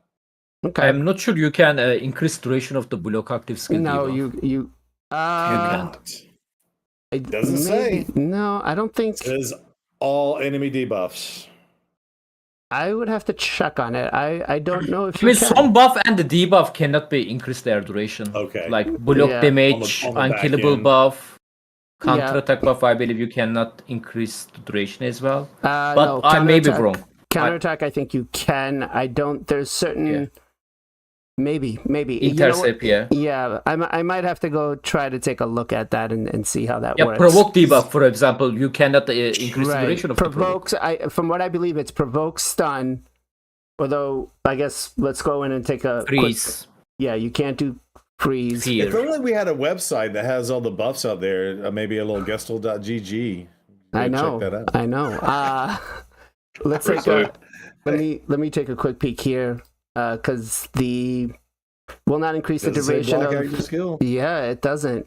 It's fear, true fear, provoke, petrification. So maybe we're figuring it out together. What about the go back into Masters real fast? I'm sorry. Yep. The one that gives you the extra 5% chance on the that sniper. The one in Master the Hexer? defense column. Defense column, bottom line, third one in, that one right there. Third one. Nope, the other one to the right there. Increases the chances of placing stun, fear, true fear, provoke, and sheep. So block active skills isn't related to any of these mechanics. I don't know. One would think that would be a broken mechanic because you would shut out all mythicals from changing. I don't know. Maybe Sigfrun is the only one because of how kludgy his thing works, but I don't know. Does it block that too? I don't know. That would be. It's only 50 to 70% chance on the A1 though. To extending, yeah. Oh, that's fair. Well, it's not guaranteed. It's 50, and then it books up to 30.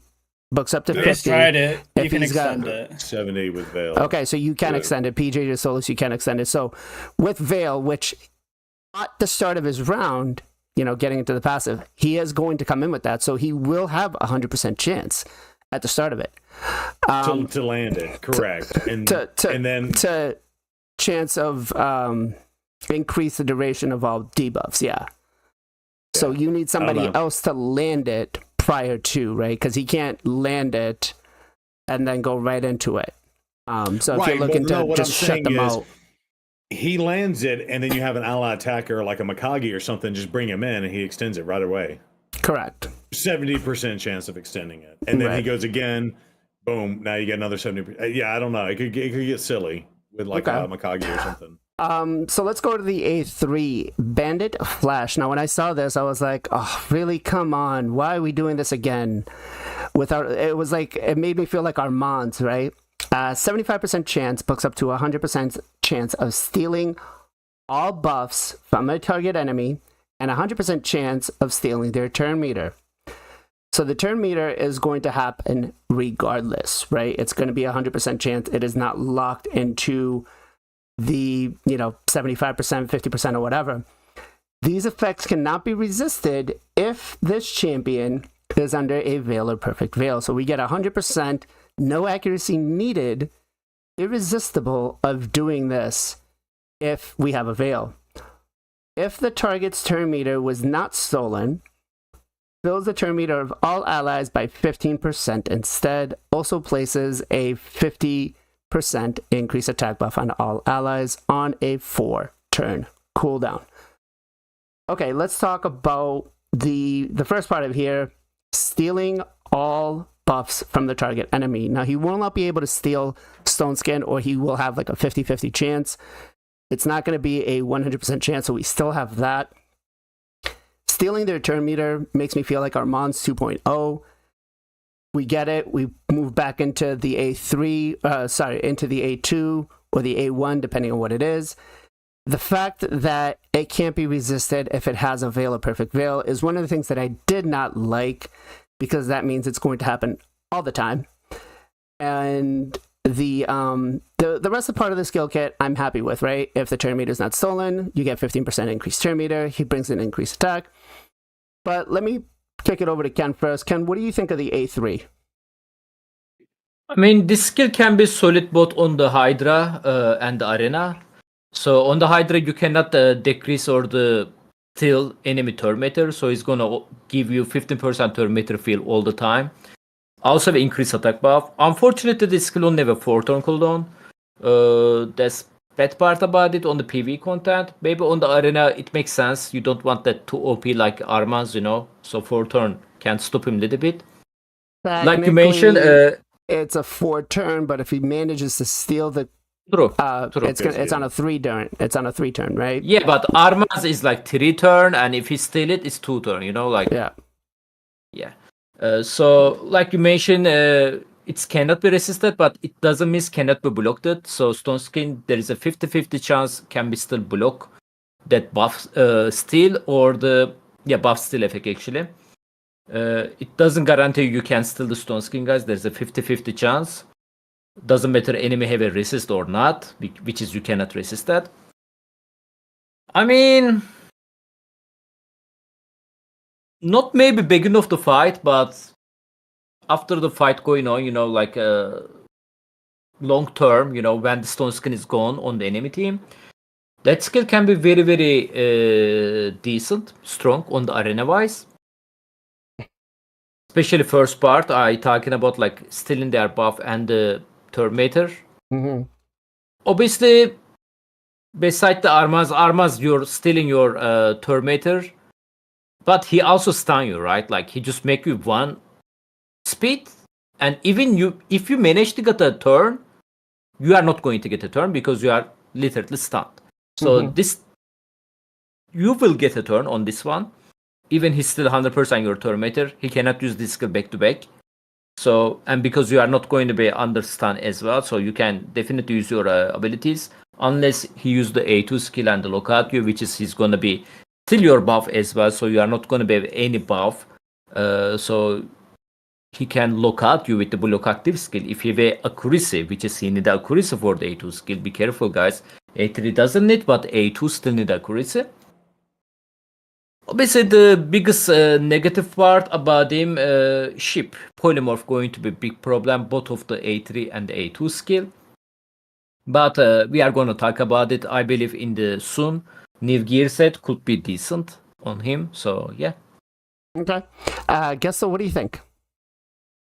Yeah, I kind of, with this ability, I kind of picture him being like ultra fast, like a go first champ. With Stone Skin, obviously it's going to be a 50-50, so that's a hard one to it's a kind of hard sell to want to bring him into live arena or any arena, I guess.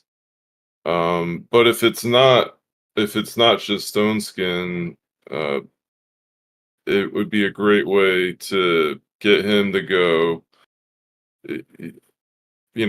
very quickly, if not first, like cut in or something against the enemy team. If they had like a Siffy who just puts up a bunch of buffs, you could steal that Siffy buffs, take her turn meter, and then immediately drop the A2. That wouldn't work great either, I guess, because they're already gonna have block debuffs. Yeah, I don't know. It's a tough one. It sounds like it's gonna be really good, right? Because it can't be resisted and yada yada yada. You're getting the turn meter, but that's the only way I could see it being strong in live arena, and there's too many ifs again. Same with the A2. So I don't know. I don't think he's gonna be breaking any metas or anything. But I definitely think people are gonna try to use him in live arena. Okay. PJ? Yeah. Again, it gets definitely interesting in arena. I don't see I mean, it's okay in Hydra. Increased attack is nice. We got a lot of champions that bring increased attack nowadays. It's a one-person target steals, and like you're also bringing block buffs, or someone else is probably bringing block buffs. So ideally, they're not gonna have anything to steal. But it's like it's a good like last emergency case.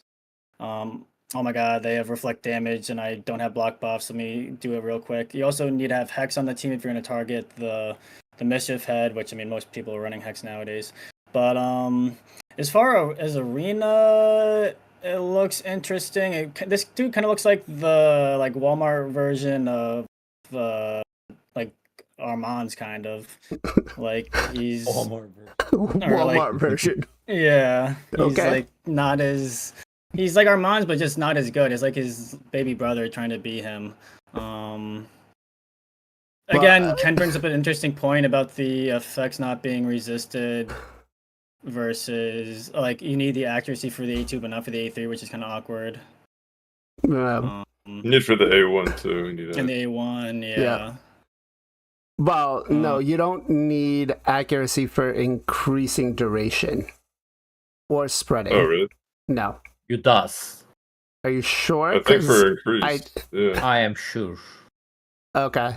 Otherwise, you don't need the accuracy on the horse. Like he can just decrease the duration of the enemy buff, right? To decrease, yes. To increase the duration, you don't.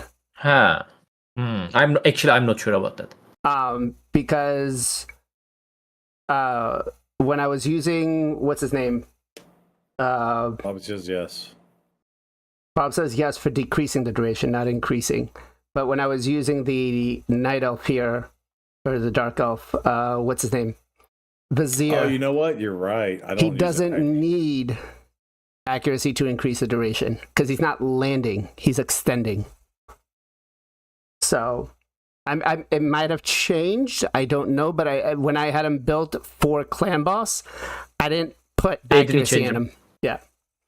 So, sorry, PJ. Didn't mean to cut you off. Yeah, no, you're good. But yeah, no, it, like kind of Gestal said, it looks cool on paper, but as far as like it being good in the game, it's gonna be kind of weird to use. But Okay. yeah, it's okay. All right. Zero, what about you? Yeah, I'm kind of taking what everybody's saying, but you said it first, Bloods and Crips. So if you look at Armand's, he's blue. Accenturations and Loki's got the red. So there's your Bloods and Crips. I don't know. I think people are absolutely going to try to, and I wouldn't be shocked if it's Armand's first pick, Loki second first pick or whatever. Anonymous. I'm sorry, Armand's and then Loki. Yeah. I just to see, right? Because if your Loki could go first, still Armand's his turn meter, assuming he doesn't have stone skin. A2M. And then A1M, Armand's never gets to do anything. Armand's completely shut out of the game. So I don't know. I think there's a lot of things here that could be crazy. And I know we got to talk about the passive next, but which I'm not happy about. Yeah, well, we'll see. Like I think Gestal's 100% right. They are going to try to use him, and then I think PJ is 100% right. It remains to be seen if he's usable or not. You know, on paper. It could be usable. Everybody's going to try him out. We'll see. Yeah, and just in terms of like actually, like I totally, because he's a support champion, right? Too. So I totally see him being honestly high resist, and then HP and a little bit of defense, whatever you can swing, and of course all the rest speed, right? So speed, and then those are always tougher to build, right? Because you're looking at 3 major stats. Maybe you can pull off the resistance a little bit, and you can pull off the defense a little bit, but yeah, you're gonna want a high HP, high accuracy, and as much speed as you can get. So we'll see. It'll be tough to build in, but if you got the right gear, you get stupid. Then it'll just be. I mean, Armand's is first picked in every single game. If he isn't, and someone takes like a Siffy first, I first pick him. So he's first picked on one of the 2 teams every single round. Okay. That's completely broken. So, All right. So it seems like I'm wrong here. Chad is definitely saying you need the accuracy. I will give me a minute here. I will suss it to make sure. But I could have sworn. Granted, it's been years since I've used Vizier. I didn't have him built with accuracy because I didn't want to land the heal reduction. But that said, let's move into the passive here, which, oh God, I do not like this one at all. Places a veil buff on this champion for 2 turns at the start of each round. Now that one I do like, right? Kind of fits into the whole Loki motif. I think that's good. Also places a perfect veil on this champion for 1 turn whenever their HP drops below 50%. Cool. I'm fine with that. I like it. It's good. Now, has a 15% chance to place an evade on an enemy, if an enemy or the debuffs that he will land on this champion, if a veil or perfect veil buff increases it to 30%. Okay, so we're dropping below 50%. We now, instead of having the accuracy checked, oh, snap. Chaz, thank you very much for the raid of 97, brother. Thank you so much. But now we have the accuracy check of making sure that we have enough accuracy. Then we got the 3% built in, and then we have another 15 or 30% to evade based on if we have a veil buff or not. And evade kind of works like if you guys played parry in World of Warcraft, you basically don't take any damage, you don't take any abilities or nothing. So I don't like that part. That gives us an extra layer of RNG. And then the active effect, if this champion's HP is below 50% when the target when targeted by an enemy skill kit, has a 100% chance to evade and all its debuffs. This is guaranteed and does not go on cooldown. Man, oh man, this is absolutely crazy. We get a brand new, I guess, buff in the game or ability. This is absolutely insane. The fact that we're now introducing this into the game is going to mean that we have the extra, again, layer of RNG. And I'm going to pass this off to Ken first. What are your thoughts? I have a question, guys, about this evade. It's saying like there's a chance you can evade enemy skill, and all it is a campaign effect, right? I don't know. I pronounced that correctly. Yeah. So that what does basically that means mean exactly? that means all the company effects. Basically, any debuffs you could have landed, any part of the skill kit that would have done something, it completely negates it. What about lockout? Ooh. No, Like Warlord, for example. it would do the same thing. It's also a fake. It should do right? the same thing. Yeah. That will be very strong if it is working against the lockout, you know. As a passive, yes. In my opinion, yeah. So this can also work against the, for example, Arman's ship ability, right? A3. Yep. So he's not going to get a ship if it is proc. Or stunned, or turn meter reduction on his A2. Yeah. Or turn meter reduction as well. This is if he's below 50% and the active isn't on cooldown, right? Yeah, active Otherwise, effect is a force on cooldown. This evade does not. Sorry, this evade does not go on cooldown. No, it says this evade then goes on cooldown. Sorry. But so the passive 30 though is always there, 15 or 30 depending on Yep. So he's and considering his passive puts a veil on him every turn, he's basically 30% chance of just not getting hit by anything. Which is like a weak hit, which happens all the time. Yeah.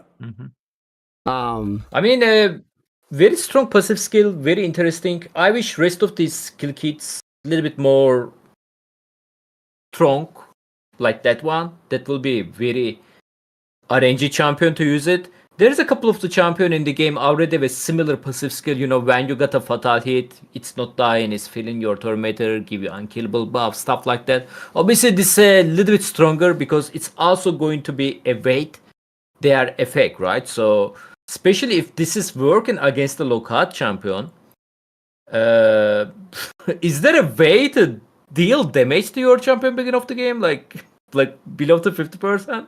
Like I don't know. Because yeah, like that can be very strong there, you know, like can work very well against the lockout teams.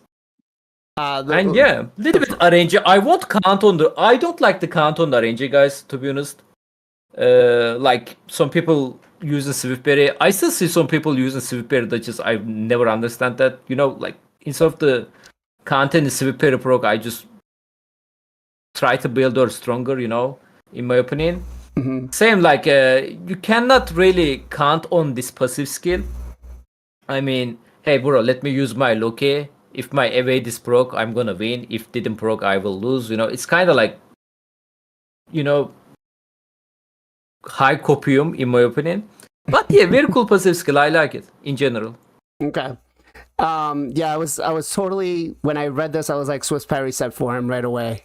Gestal, what are your thoughts on the passive, man? Is it going to be broken? Yeah, people have definitely pulled the Swift Parry back out for Live Arena. And I've seen it on champs you would never expect. On Monkey. But yeah, Pro, people put it on Wukong's crazy.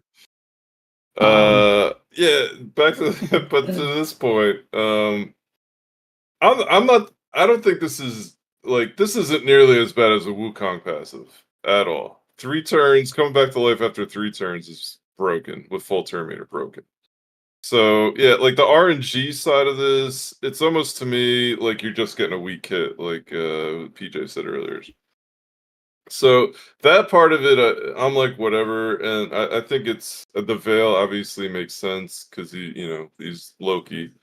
The active side of it is the interesting part. That's a lot like the passive on Galather, who I like to call Great Kale. Shout out to Rip Red.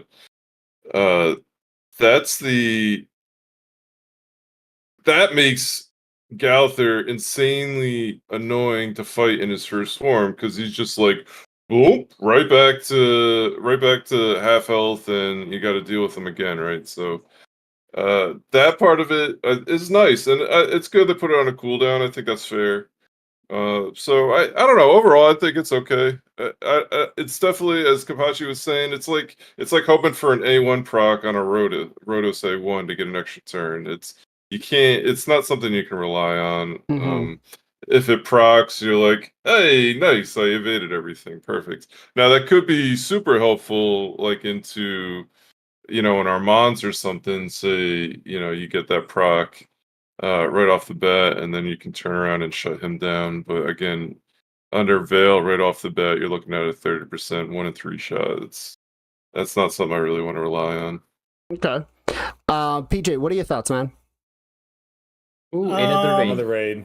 Oh, hey, let's snap. On free, thank you very much for the raid of 33. I don't know what's going on with my notifications right now, guys. I'm so sorry. It's not showing me up anything. I got to try to fix those. Big thank you. Thank you so much. PJ, what are your thoughts on the passive, brother? Maybe I'm just super unlucky and weak hit more than most people, but I'm kind of scared about this passive. I feel like people are definitely going to try to do the 1 in 3 cheese, and if it procs 1 in 3, you'll probably win the game versus losing. I mean, not necessarily. Other things have to happen too, but I just hate RNG, and Plarium loves RNG, and they're just bringing it more into Arena, which definitely scares me. When I first saw this, I was not happy at all. I was really, really upset. I just hate losing off of just stupid RNG that you can't control or have anything to do with. So yeah, he's definitely, people are gonna try to do the 1 in 3 cheese. I definitely can see that. And it's gonna work a little bit of the time. I just hate winning or losing like that, especially losing. Okay. And I'm curious here, Chad, what do you guys think of the passive with the evade? Are you guys a fan of this new mechanic that's going to be coming on? Should Plarium have even put it out? I mean, being able to basically either have the 15% or the 30% chance to just not do anything, not get anything, right? Just parry or reflect or whatever. Well, not reflect, but parry the ability is kind of huge, right? Granted, again, it's only going to be at below 50%, but is it a possibility we could use it and exploit some sort of way with it, right? With the head of decay or something, or like what if you put him really squishy or something, get him down below 50%. Yeah, there's probably some ways you could maybe tweak it. Agreed. Zero, what do you think, man? Yeah, so I think we've been talking about this in the context of like all the mechanics of games in relation to all the champions. And I get the RNG factor, but I think that kind of fits the Loki theme, right? The mythology theme of him, right? So he's a trickster, he's hidden, you can't really target him. If you do target him, he has a chance to evade it. And again, if you steal that turn meter, get your A2, maybe an ally attack with the A1, you can completely shut out the team. So like he has the ability to ramp up and be the most OP in a fight, valid based on RNG if the stars align. And then with the RNG, he has a chance to trip on his own shoelaces and fall flat on his face, right? So I like the kit, but kind of it fits the Loki theme, right? It's like, I'm going to be a badass today and I'm going to rule the world and I'm going to screw it up with some bad RNG and fall on my face. So I kind of like the theme. I think it's cool. And again, you know, is he going to be meta? Probably not because of the RNG factor, but it might be fun to play with. I think I'm not usually very excited out the rip. And like I said, ever since 7th or 8th grade, I've been a Loki fan 30, 40 years ago, right? Not that long, but 30 years ago, right? So I'm going to definitely get him. I'm going to build him. And obviously everybody's going to get him, but I'm excited. I think I'm going to play around with it, see what we can do with him. Hey, Zero, I got to ask you a question. Yeah. What are we going to do tonight? What are we going to do tonight? What do you mean? Well, what are we going to do tonight? You never watched Pinky in the Brain. Chuck you never watched Pinky in the Brain. We're gonna rule the world. Yes, or take over the world. Yes. Take over the world. Take over the world. Yes, I did watch Pinky in the Brain. Chad already got it. I know. I screwed that up. No, I was like, I don't know. I might not be streaming tonight. My buddy Chuck's in town. He's sitting over here. What are we gonna do, Chuck? But I think we're gonna play Tiddlywinks.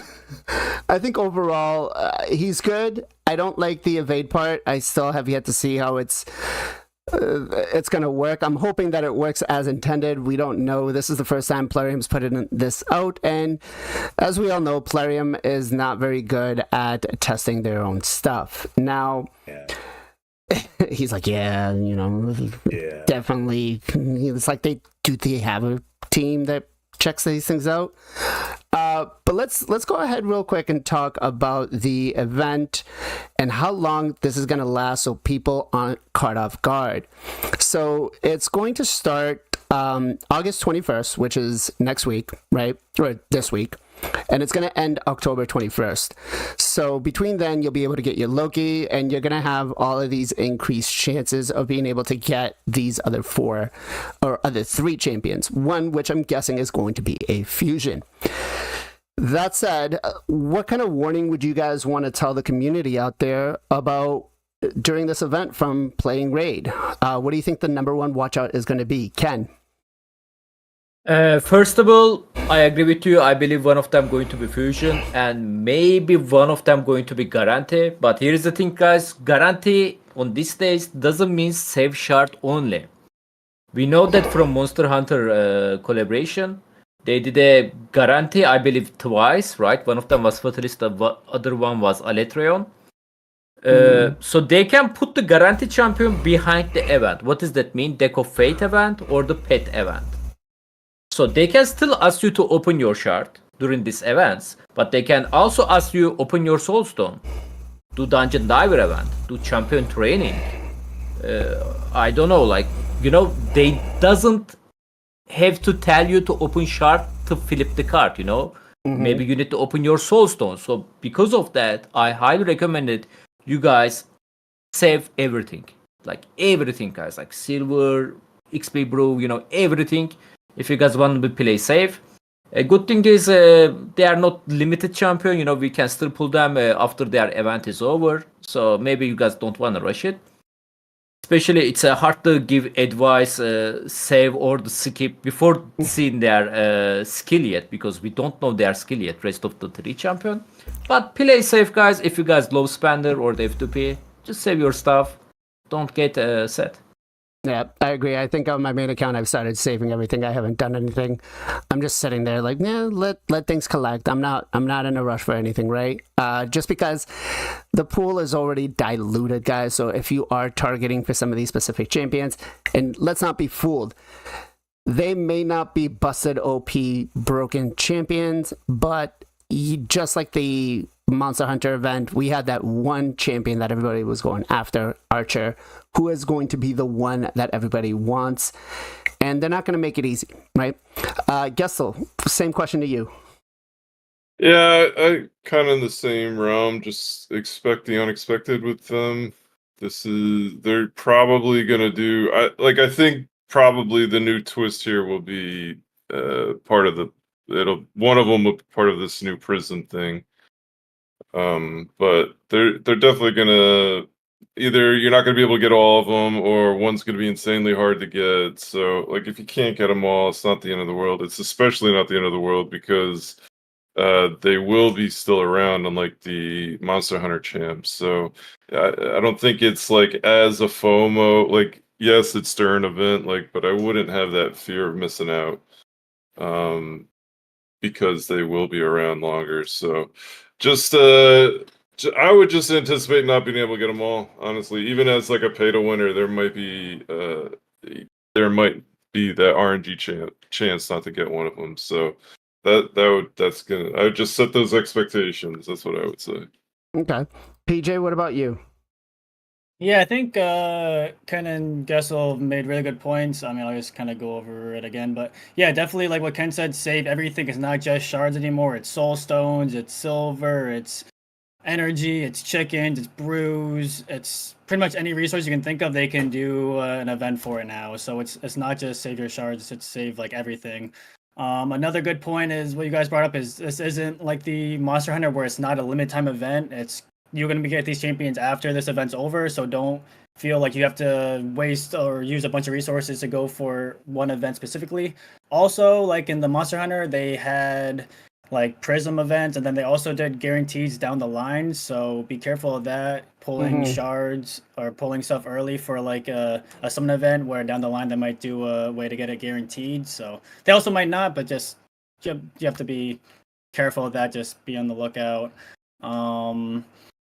But yeah, I think this is going to be less FOMO than the Monster Hunter just because it's not limited. So I think that's going to help out a lot of people not feel as like FOMO-y and as like depressed missing out on one of the legendaries. If they didn't get it, they'll still be able to get it down the line.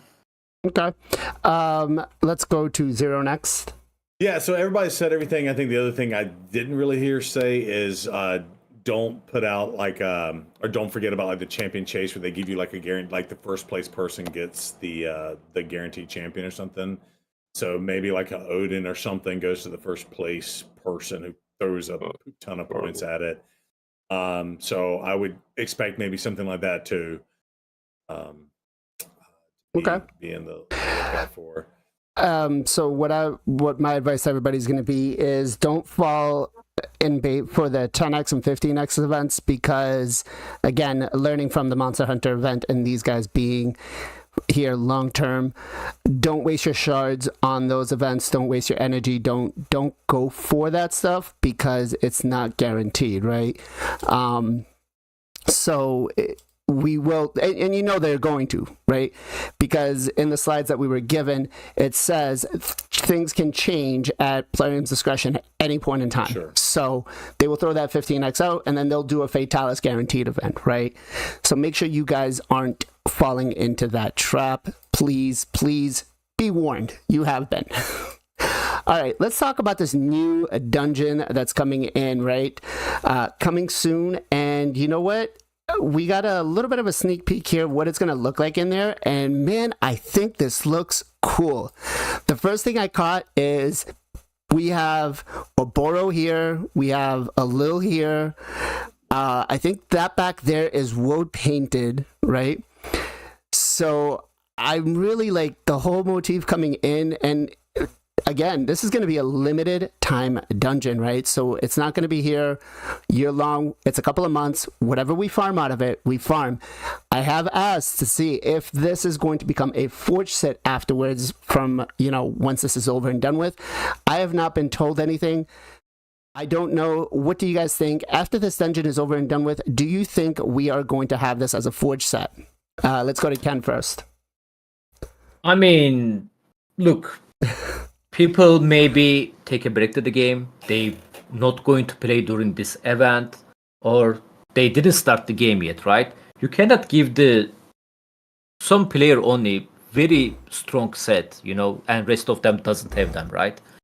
They maybe open this dungeon over time, They are going to close it like 3 months. They are going to open again in the 3 months. They can maybe cycle like that, or like you said, forge base. Or they can put on some events. I hope they will do something like that. I hope this is not like only 2 months, 3 months, then it's gone forever. I really hope it's not, but there are other games. I believe Watcher of Realms does the same thing, where they bring that event in, that special boss is here for now, and then that is it. It's gone. Again, I don't play Watcher of Realms that often. I think I log in once every couple of months, but it could be something to that vicinity.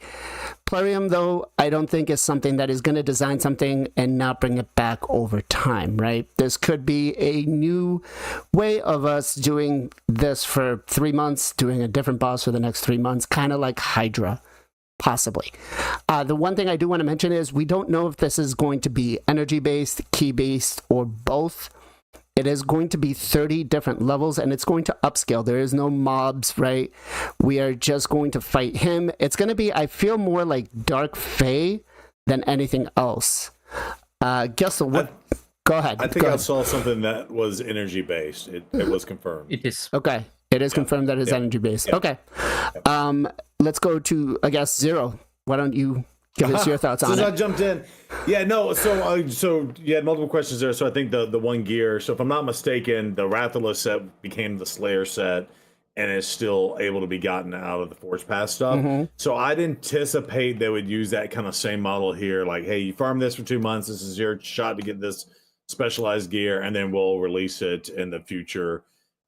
Because again, you got to think it's a 9-piece set, right? So how else are you going to get your accessories out of it? So I don't know. We'll see. I think that's going to be the thing. Yeah, and the fact that we see 6 champions plus Odin, I don't know what the mechanics on this, but it makes me think you're fighting Odin as an entity to hit and do damage to, and maybe he is allowing these random champions, and they're probably going to come up with some cool combos and stuff. Hopefully they're not going to do stuff like, oh, it's all magic affinity and you can only use spirit affinity and weak hit or whatever. But I think it'd be cool if he uses their attacks back on you. That might be kind of cool, right? You know what I mean? Kind of like you got Odin and or Lil, whoever you have here. So maybe he's using their attacks, and he's a support champion anyway, like a more of a supporty type dealio. So maybe he's supporting them, and they're using their attacks, and then that would be a wave of 5 if he's not attacking, right? Because if not, it would be 6 on 5 is what, or 6 on 4 or whatever. 6 on 5, right? Because it'll probably be a dungeon, right? So it makes it seem like maybe the 5 on 5 would be their attacks versus your defense, and then your attacks against just his defense. I think that'd be a cool mechanic. Again, this is all speculation, no idea, just basing it on what can they add that's different than we've had before, and what they're showing us in the screenshot. If we've never had a 6 on 5 fight, like even. Well, I guess Dark Fate technically. I mean, it could be a true tag team arena where he brings in one champion at a time. You kill them, and then you go back to him. Cool too. PJ, can I say? Go ahead. Real quickly? Maybe it can help us to discuss a little bit. Looks like there is a new debuff. It's in the game right now. You guys can see it. If you look to the buff and the debuff screen, and you scroll to the bottom. On the buff and debuff. The one that you showed earlier from the champion skills screen. From over there. Okay. Yep. Under Click to the masteries. skill. Gonna Click the have been- skill first. Okay. There you go. I. Wait. Why there is no? Gotta have a buff Oh, or true. a debuff. Yeah. Click on another skill. No, Oh, third there you go. More Right info. Okay. one. Okay. Scroll to the bottom. On the debuff, there is a called the Berserk. Yeah. So Okay. people are thinking this is going to be Odin ability. Okay. Does like Oh. 50% more damage, yeah. Oh wow, that is ouch. As a support though, maybe he places it and then the champions place and then the champions are able for it, are able to attack with it. But I don't, as a support champion, I don't know a lot of support champions that do damage. I mean, it is debuff, so So he could He place can the land the berserk. Yeah. That is interesting. That is interesting right there. Wow. I did not even, you know what? I didn't even catch that in the patch And just notes. now that I'm seeing this and slash reading it, that kind of ties into the whole like berserker Viking theme, right? Your leaf or whatever, you know, go berserk out, hurt yourself while you're hurting others type thing, and that fits into the Viking theme. Increases the damage inflicted and damage received by 50%. it's like a glass cannon. Yeah, that I don't. It amps wow. up glass cannon, right? Because I would imagine all the other stuff stacks with it too, right? So defense weakened down, and then you add that on top of it. Yeah, that's insane. Good find. Yeah. Although I want Minotaur, I believe, have a hex. No, that's not the minnow one. Okay, No, it's not. It's a leaf. I was gonna say, I was like, I think the middle one is something else. It's like a goat or something. Yeah. All right, Gestal, what are your thoughts, man? No, you skipped the Oh, PJ. sorry, PJ, my bad. Yeah. So what was the original? What were you? It was about. What's the original question? The dungeon. The sets. Yeah. I don't know if they're gonna make it a force pass, but I could definitely see them like doing different bosses and rotating them out like every 3 months or something. Mm-hmm. And then that could also be a way to milk the player base by cycling the Asgard champions back in. Like maybe they'll do more events like down the line when they cycle back in the Asgard boss or something. I'm not sure if it'll be a forge pass, but I could definitely see them. I definitely think they'll bring the dungeons back around. And it also kind of worries me though, it being energy and not keys, because it's gonna be a whale fest, and they're gonna just get so much better gear than everyone else when they're putting hundreds of thousands of energy versus like a couple of thousand energy. So that kind of scares me. I wish it would have been like keys, maybe like 15 keys or something a day. At least it would have been like limited, so you can't go more. I'm not sure if we'll talk about that or not, but yeah, I think they'll bring back the boss. I'm not sure if it'll be a boss, or I don't think it'll be a forge set though. Okay. Did I miss anybody? I think I got everybody right. Gestal. There we go. Yeah, well, I was just gonna simply say they did it for the Slayer set, as you guys have kind of pointed out. So I would say, at minimum, they'd take it to the Forge. But it would be interesting if it was, if this dungeon opened up and that was like kind of always the set, whether it was for this Asgard thing or any other event that this dungeon might hold, like in the future. So I could see it being both. I would assume that it would probably just go to the Forge. Okay. That'd just be my assumption. Can I say one thing? But Slayer set wasn't farmable set too. It was always Forge based set. They just rename it. Yeah, I was gonna say they just renamed it, and it was probably because they weren't gonna keep the IP with them either. Yeah. Like this isn't going anywhere, so I could see it maybe Right. not changing. But just saying it was only during that time frame, and then they said we're going to change the name and keep it. Like I don't think they announced that it was going to go to Forge after the renaming. They were like, "Hey, here's this new set. This is what it does," and you got 2 months to get it. I think it was the Forge set. They announced once the event was over, it was going to be part of the Forge set. Right. Meaning, for 2 months, we thought the only way we were going to get Rathalos, aka Slayer, was during that 2-month window. Right, right. Yeah, that's what I'm saying. Like, they might follow suit. But anyway, sorry, PJ. What were you going to say, bud? No, yes, that Rathalos they didn't have the IP, so that's probably why they changed it, and they didn't keep it wasn't like a dungeon they could keep. Where they have like the IP, so they could keep the dungeon around. Okay, true, very true. So speaking about the new gear set, we do have Pinpoint, right? It's going to be a 9-piece set, fully maxed out. What are our thoughts on a 9-piece set? Another one. We'll start off with Ken first. Broken man, this set is very strong against the current meta. Okay. Gestal? I think it's pretty interesting. This basically enables you to get, and I guess the Feral kind of does this too, but you can now get speed with a 2-piece. Basically, you can get speed from your ring and amulet, whereas you really haven't been able to do that minus the Feral, but that's 5%.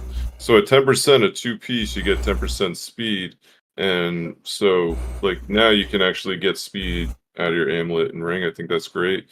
I like these accessory sets. Just the problem is, like, the only reason you do Spider anymore is for silver, right?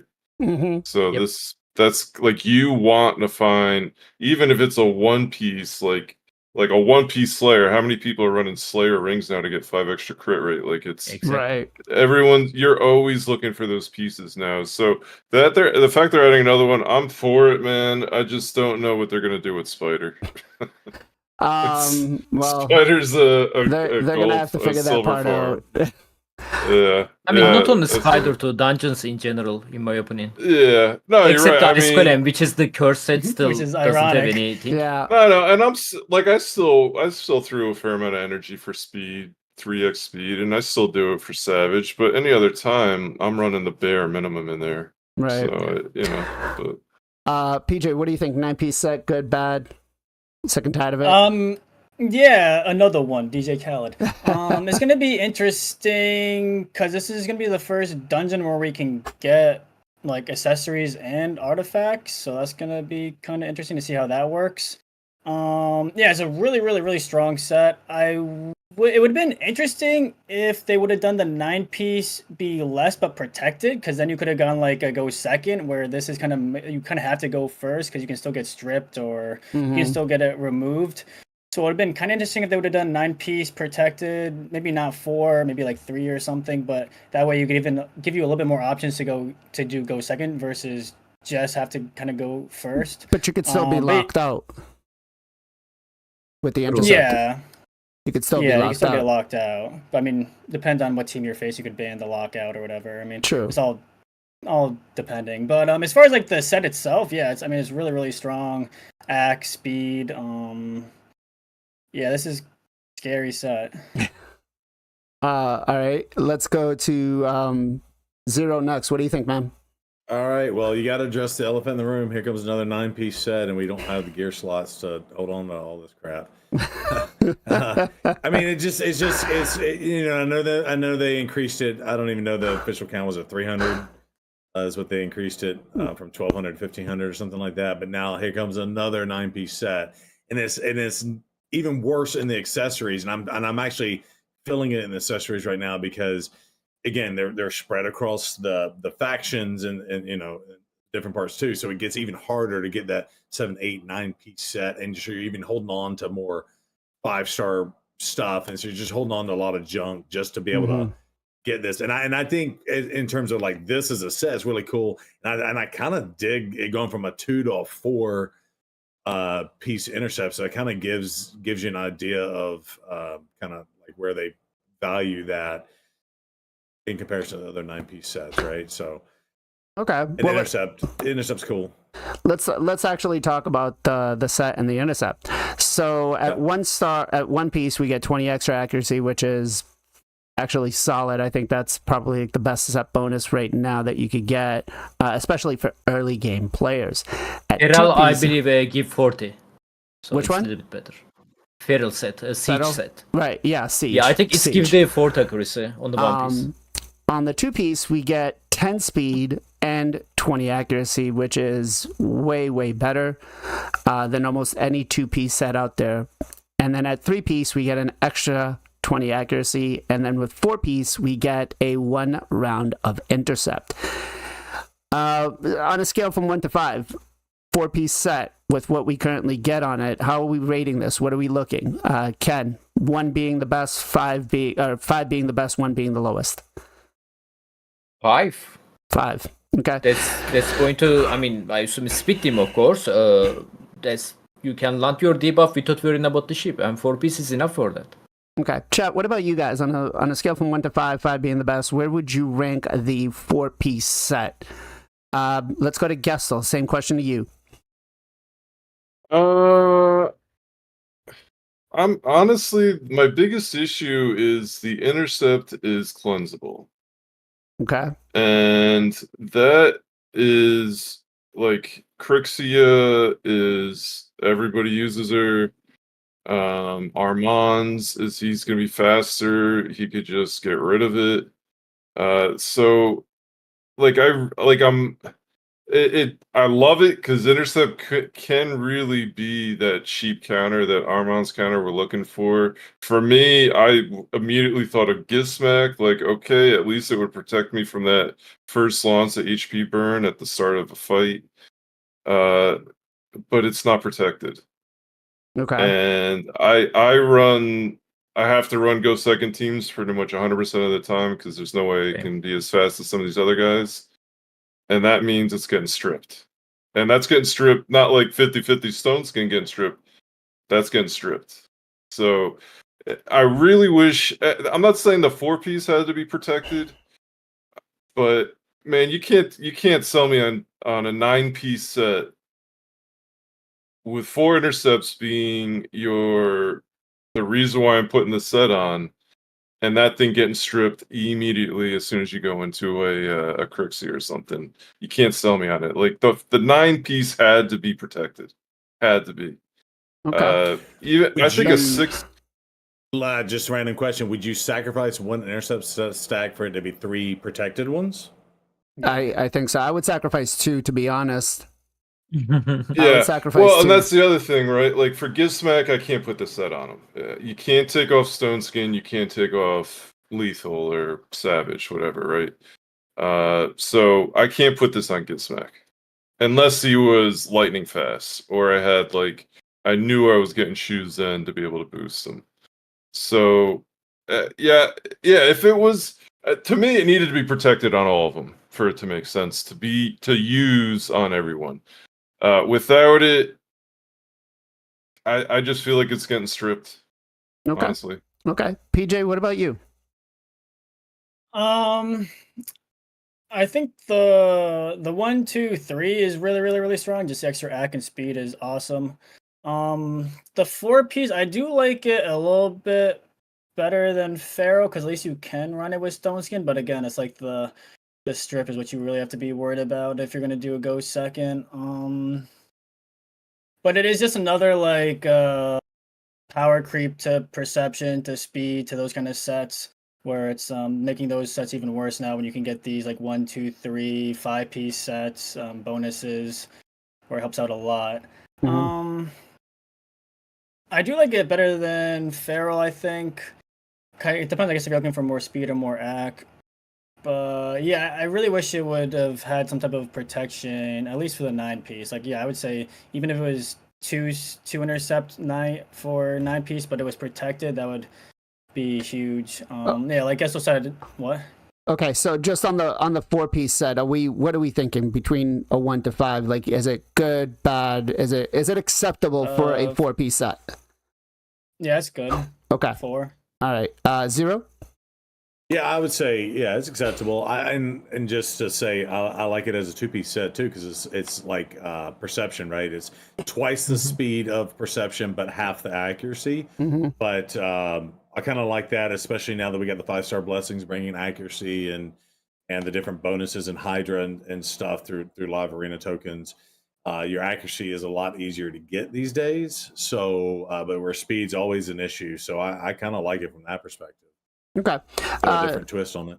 Let's move on to the 6-piece set. And we get 10 speed for 5, right? Which is pretty solid, actually. And at the 6-piece, we're getting 2 rounds of the intercept stack. Now here, I think this is where I could have gone one of two either ways, right? Either 1 stack of intercept protected, or keeping the 2 stacks as is. But I do feel like, to the point of where Gestal was saying that it is going to be decreased or removed because it's not being protected, it kind of does suck. So let me throw this to Ken first. Ken, as free to play, what do we think about the 6-piece set? I think you guys misunderstand about the set. You know, it's like perception. Perception is never be go second team set, right? Same for this. This is speed set. Okay. So you want to use this set on your debuffer, who have a chance to get a high chance to get a ship. So because of that, like, to be honest, you don't even need a more than 4-piece set, in my opinion. Because once you land your debuff, let's say we are going to use the Romanto on this one, we are going to look at the enemy active passive skill, then let's say we are going to use the Madame Series to land the decrease defense on them. Your job is over right now. Like, their job is over. They are not going to get a ship. They are going to land their debuff. And all you need to do, enemies under decrease defense and the block passive skill, one-shot them. Only thing they can survive, obviously Stone Skin still 50-50 proc. The other thing is the reaction accessories, right? They can also be strong against that. But I feel like Plurium trying to bring the speed meta is back. Obviously, you don't, like I said, like, you don't need more intercept than the 1-piece, in my opinion, like 1 stack. Because if the ship proc, sure, it's going to protect you, but you are at the same time you are also going to land your debuff, right? Like, after you land your debuff, it's hard enemy team can survive. So 2 stack, 4 stack, maybe still you can go for that because you can still get benefit from it. You know, you can get extra speed and accuracy. But, or you can go like, you can make your champion like Stone Skin pinpoint set, 4-piece Stone Skin, 4-piece pinpoint. It's a possible. Or you can go like 4-piece immunity, 4-piece pinpoint. I don't think you need a more than 4-piece. Okay. But again, for the stat bonus, you can go if you want. Okay. Gestal and arena-based content, what are we looking? Yeah, I was actually going to come back and say I don't mean to poo-poo it. It's actually really strong for debuffers. So this is going to help the Kaimars. This is going to help the Romantus. It's going to help Wukong even. Yeah, Armans even. Yeah. So yeah, I don't mean to I didn't mean to say it's. I'm saying in my play style, it's not going to work. It's not going to work for my play style. Same for me. Yeah, if you're running fast, this is a great set. Exactly. You know, you're getting good speed out of it. You're getting good accuracy, all things you want on those champions. So I think that's really where it will excel. Unfortunately, it's not going to help me out much. Yeah, if you slow, you are going to die after they release this set, basically. Yeah, and the other thing on this, it's much like Stone Skin, right? Like Stone Skin, it's 100. It's like the best right at the front. It's one of the best things going, right? One of the best buffs. As soon as it's gone, and that set is doing 0 for you. So it's going from 100 to 0. Sometimes, you know, right off the bat if you're getting stripped. Same with this set. As soon as that intercept's gone, basically your bonuses are the AC and the speed. That's it. Now that's not bad, obviously, but that's gone. Whereas protection, that's running all the time. Feral, you're getting those procs chance throughout the entire fight. So, you know, give and take.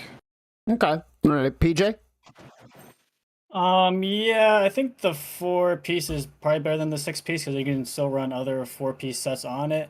I mean, I understand that it's supposed to be for like fast debuffers. I was just saying that because a lot of us can't win the speed race, it'd be nice if it was protected so we wouldn't have to worry about it being like fast or being the fastest. That's why ship is not that bad to protect us, because only thing that can protect you against the enemy speed team is the ship. All the go second teams are using the ship. Yeah, I mean, this could have been another thing to that. Yeah, I know. But yeah, I think you lose a little bit of value with the 6-piece, depending on the situation and who you're facing. But yeah, I'd say the 4-piece is good. You lose a little bit of value with the 6-piece because then you can't get another 4-piece set on the champion. Okay. Zero? Yeah, I'll go quick. Just it is probably meant for your debuffers, but then again, it's like Stone Skin just trumps all this, right? Because you're protecting yourself from the damage, and you're protecting yourself potentially from the strip, and then of course, if you're trying to go first using this to get your debuffs and protect yourself from polymorph, that's great. But if they have Stone Skin, you're not going to land the debuff. So I still think Stone Skin's going to stay in the meta for a while. It's cool. They're giving us another twist to help counter polymorph, but in reality, how good is it going to be? We'll see. Okay. So let's move into the final set, the final 9-piece. At 7 pieces, we're getting 20 accuracy. 8 pieces, we're getting 12 speed. And at 9 piece, we're getting 4 stacks of intercept. Now, the 4 stacks of intercept, it is based on how many CCs they could put on us, right? So how many days, sleeps, all that kind of stuff. I don't see somebody bringing in that many debuffs or that many ways to counter you right off the start. So I think that's, to be honest, kind of useless. Yeah, I disagree very hard with this 4 set. I'm just saying, like, the new meta, I don't know how much in live arena you're doing right now, but the new meta right now is like Mikagi, Armand, Sify, and some other. I'm going up against it, and they won't even take a reser because they're just like, hey, we're going to control the fight and just debuff the shit out of you. You never even get a turn. Okay. That's what I've been facing. Yeah, they are going to bring 1 DPS. You are going to ban him, and he's going to play with you with the Armands, right? Yeah, I mean, it's exactly. Armand's and then Sify and then Mikagi too with the stun. Yeah. And I just don't like. I've had whole fights. Now they last like 2 or 3 minutes because I'm built super tanky and go second, but I never even get a turn because I'm either sleep dazed or stunned. So this will help with that. But again, how much is it going to help? Right? You're only going to. Well, again, to the point where Gestal was saying, if you bring in a Crixie or some sort of debuffer, they strip it away, and you know, or any sort of champion that can reduce the buff, right? So with that said, I'm going to throw it to you first. What are your thoughts on it? Yeah, I mean, I like it. I just go back to it's a lot harder to get the 9-piece sets because again, accessories like we just talked about. So I don't even know how many 4 intercept stacks you'll see. But I do like it in the sense of let's get something else in the meta to help deal with some stuff. Because like I said, as soon as Armand's kind of came out with Mikagi and Sify, and I'm trying to think, Wukong, like those 4 together are absurd. And they're not even taking revivers, or they'll take the Sify and you I've been trying to ban the reviver and pray my Taras counterattack someone without catching a stun or a control. Is basically how the only way I've found to deal with it. And then if I can get one down, then the rest can go down because they lose that control. So yeah, I like it. Give us something to help deal with the control meta. But am I going to build a 9-piece set? I don't know. And I think PJ alluded to it. Like, would it be great just as a 4-piece with a 4-piece stone skin? That way you have the stack that kind of stays, and you have the protection up the rip. And then do we know, because Stone Skin blocks debuffs, will the intercept stack fall off immediately? Or does intercept stay with Stone Skin? So that's... I would say the intercept should block whatever would take the Stone Skin. So I think the intercept would be the first layer of check, then the Stone Skin. Yeah, then the Stone Skin. So that kind of sucks, right? Because you kind of want the intercept to stay after Stone Skin. Right. I don't know. I like it. Well, but then it protects the stone skin and you keep it for a turn. True. I actually think it works pretty well. That's true. That's valid. All right, PJ, what do you think about the 9-piece set, man? Yeah, I think the 9-piece, they kind of were like, you know what's better than 2 intercept? 4 intercept. They gotta love that. Like, it seems like they just up the numbers. Like, it doesn't seem like it actually really works with the set too well. Because usually, like Ken said, once you get like if it's a debuffer, you get your debuffs out. Like they did their job, and you should hopefully win after that. Yeah, it just seems like they were like, let's just raise the numbers, bigger numbers. Foreigner sub's gonna be God. They gotta love foreigner sub to 9, right? Yeah, it just seems like it's Just asking PJ, were you sitting in that boardroom meeting when they were discussing how to build this set? Is that it? Is that how you have that information? Can't confirm or deny, but just what my inside my head tells me. Okay. Little voice says. Okay. But, I don't know. It seems like it's overkill. It seems like you don't actually really need the foreigner subs. It would have been way better if it was 2 and protected, I feel like. Agreed. Gestal, what about you? Yeah, the best combination are 2-piece or 4-piece for me on this. The 9-piece, yeah, they'd almost have to come with something else to make it juicier. I don't know. I don't know what could make it better. Putting on 9 to get it protected, I still don't even know if that's good enough. Okay. I feel like the protected need to be earlier for really to make this better, but yeah, I don't like the 9-piece. I really cannot think of any situation where you'd want to go 9-piece. I really can't think of anything. Okay. All right. Let's go to Mr. Ken. I mean, I agree with my friends. 9-piece definitely useless in my opinion as well. Like the Zero mentioned earlier, there is some psychopath in the live arena. They only place a 1 DPS champion with the Armans, and you are like, oh man, he plays 1 DPS champion on, like let me ban him, But he doesn't give up because he have like Mikage, Armans, every CC there. Obviously, they are keep going to use their stun, stuff like that to try to kill you, right? Slowly. And if your ship broke, 1 intercept is gone. If your ship broke again, the another is gone, So 4 intercept stack can make sense for them.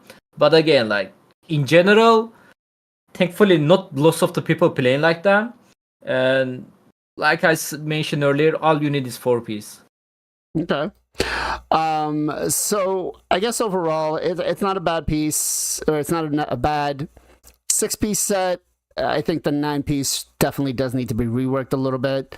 What could happen with that? We don't, we could sit here and talk for hours. I think the best logical explanation for them, or the best logical solution, would be to make it a 2-stack protected.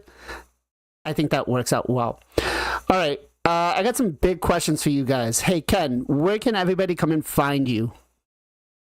FinalKenpachi on the Twitch, streaming every single day after the Columbus reset, and at the same name, FinalKenpachi on the YouTube. Okay. Hey, Gestal, where can everybody come and find you? Gestal Gaming on Twitch and YouTube. I've been putting my live arenas up on YouTube. If that interests you, you can go over there and check those out, or you can come live and hang out while I'm doing it on the Twitches. Hope to see you there. Awesome. Hey, PJ, where can everybody come and find you? Yeah, MXPJE on Twitch. I stream pretty much every single weekday, 2 times a day as much as possible. Come say what's up, hang out, and we'll have a good time. All right. And Mr. Zero Brew, where can everybody come and find you? Yes, sir. Zero Brew on the Twitches, on the YouTubes, and don't forget the TikToks, because in my pocket there's a whole thing of TikToks. Take as many as you like, please. No. Shout out Golden Child, old ladies movie. But yeah, and then I'm actually going to take tonight off. My buddy is in town, and I actually start a job tomorrow. So congrats. y'all that didn't hear. After the 4 months, and that's my ADHD at the beginning of the show, I've had all 4 months off, and it's been great. So yeah, start Monday morning. So awesome, let's see. Awesome. Congratulations. So just a couple of quick shout outs here. Big shout out to Mr. Chazup for the raid. I don't know what was going on with my notifications earlier, but they weren't working. I'm so sorry. On free, They're super delayed. Yeah, on free yeet for the raid of 33. Much appreciation there. No J, thank you for the follow over on Twitch. We've got Luscious Timbo 10, thank you for the follow. Chuck Norris, thank you very much for the Prime sub. Really appreciate that. Ventar, thank you for the follow over on Twitch. And Onfree, thank you very much again for the follow on Twitch as well. Guys, you guys are awesome. But you know what? Enough of my shout outs. Ken, what do you got for a shout out? I mean, is that gonna be weird? Because I wanna shout out the Ridley Scott. Okay, this is Chuck. Sorry to interrupt. Hey, Chuck. Hi, Chuck Chuck. Norris, there he is. I don't know, Sorry, like, go ahead. sorry, Ridley Scott is one of my favorite director, and I like to shout out him for the creating amazing universe, like one of my favorite, like Alien and Blade Runner. Okay. So I know he doesn't need a shout out, but I just want to shout out. Okay. Also, I did forget, for some reason, it just showed up. Entropy42, thank you very much for the follow over on Twitch. Sorry about that. Gestal, what you got for a shout out for me, brother? Oh man, who are we gonna shout out? Let's shout out 40__. He's been in the he's been here hanging out with us. He won the Hydra Challenge, really smart at the game. Go over there, give him a follow. Awesome dude. Really fun to hang out with him. 40, the letter O__. Agreed. Great guy. PJ, what you got for a shout out for me, brother? All right, we're going to give a shout out to Jelly. Some of you guys might know him. I just posted his link in chat. Another awesome raid streamer. He's a really chill dude. Hangs out and I stream, and I'm sure a bunch of other your streams as well. Go check him out. Jelly_07. Awesome. Hey, Roadblock, thank you very much for the sub, bro. Appreciate it. Also, make sure if you guys aren't already following, make sure you go give a follow to Mr. Roadblocks over on YouTube. Roadblocks, do me a favor, brother, and post your YouTube link in the chat. And then, last but not least, let's go to Mr. Zero Brew.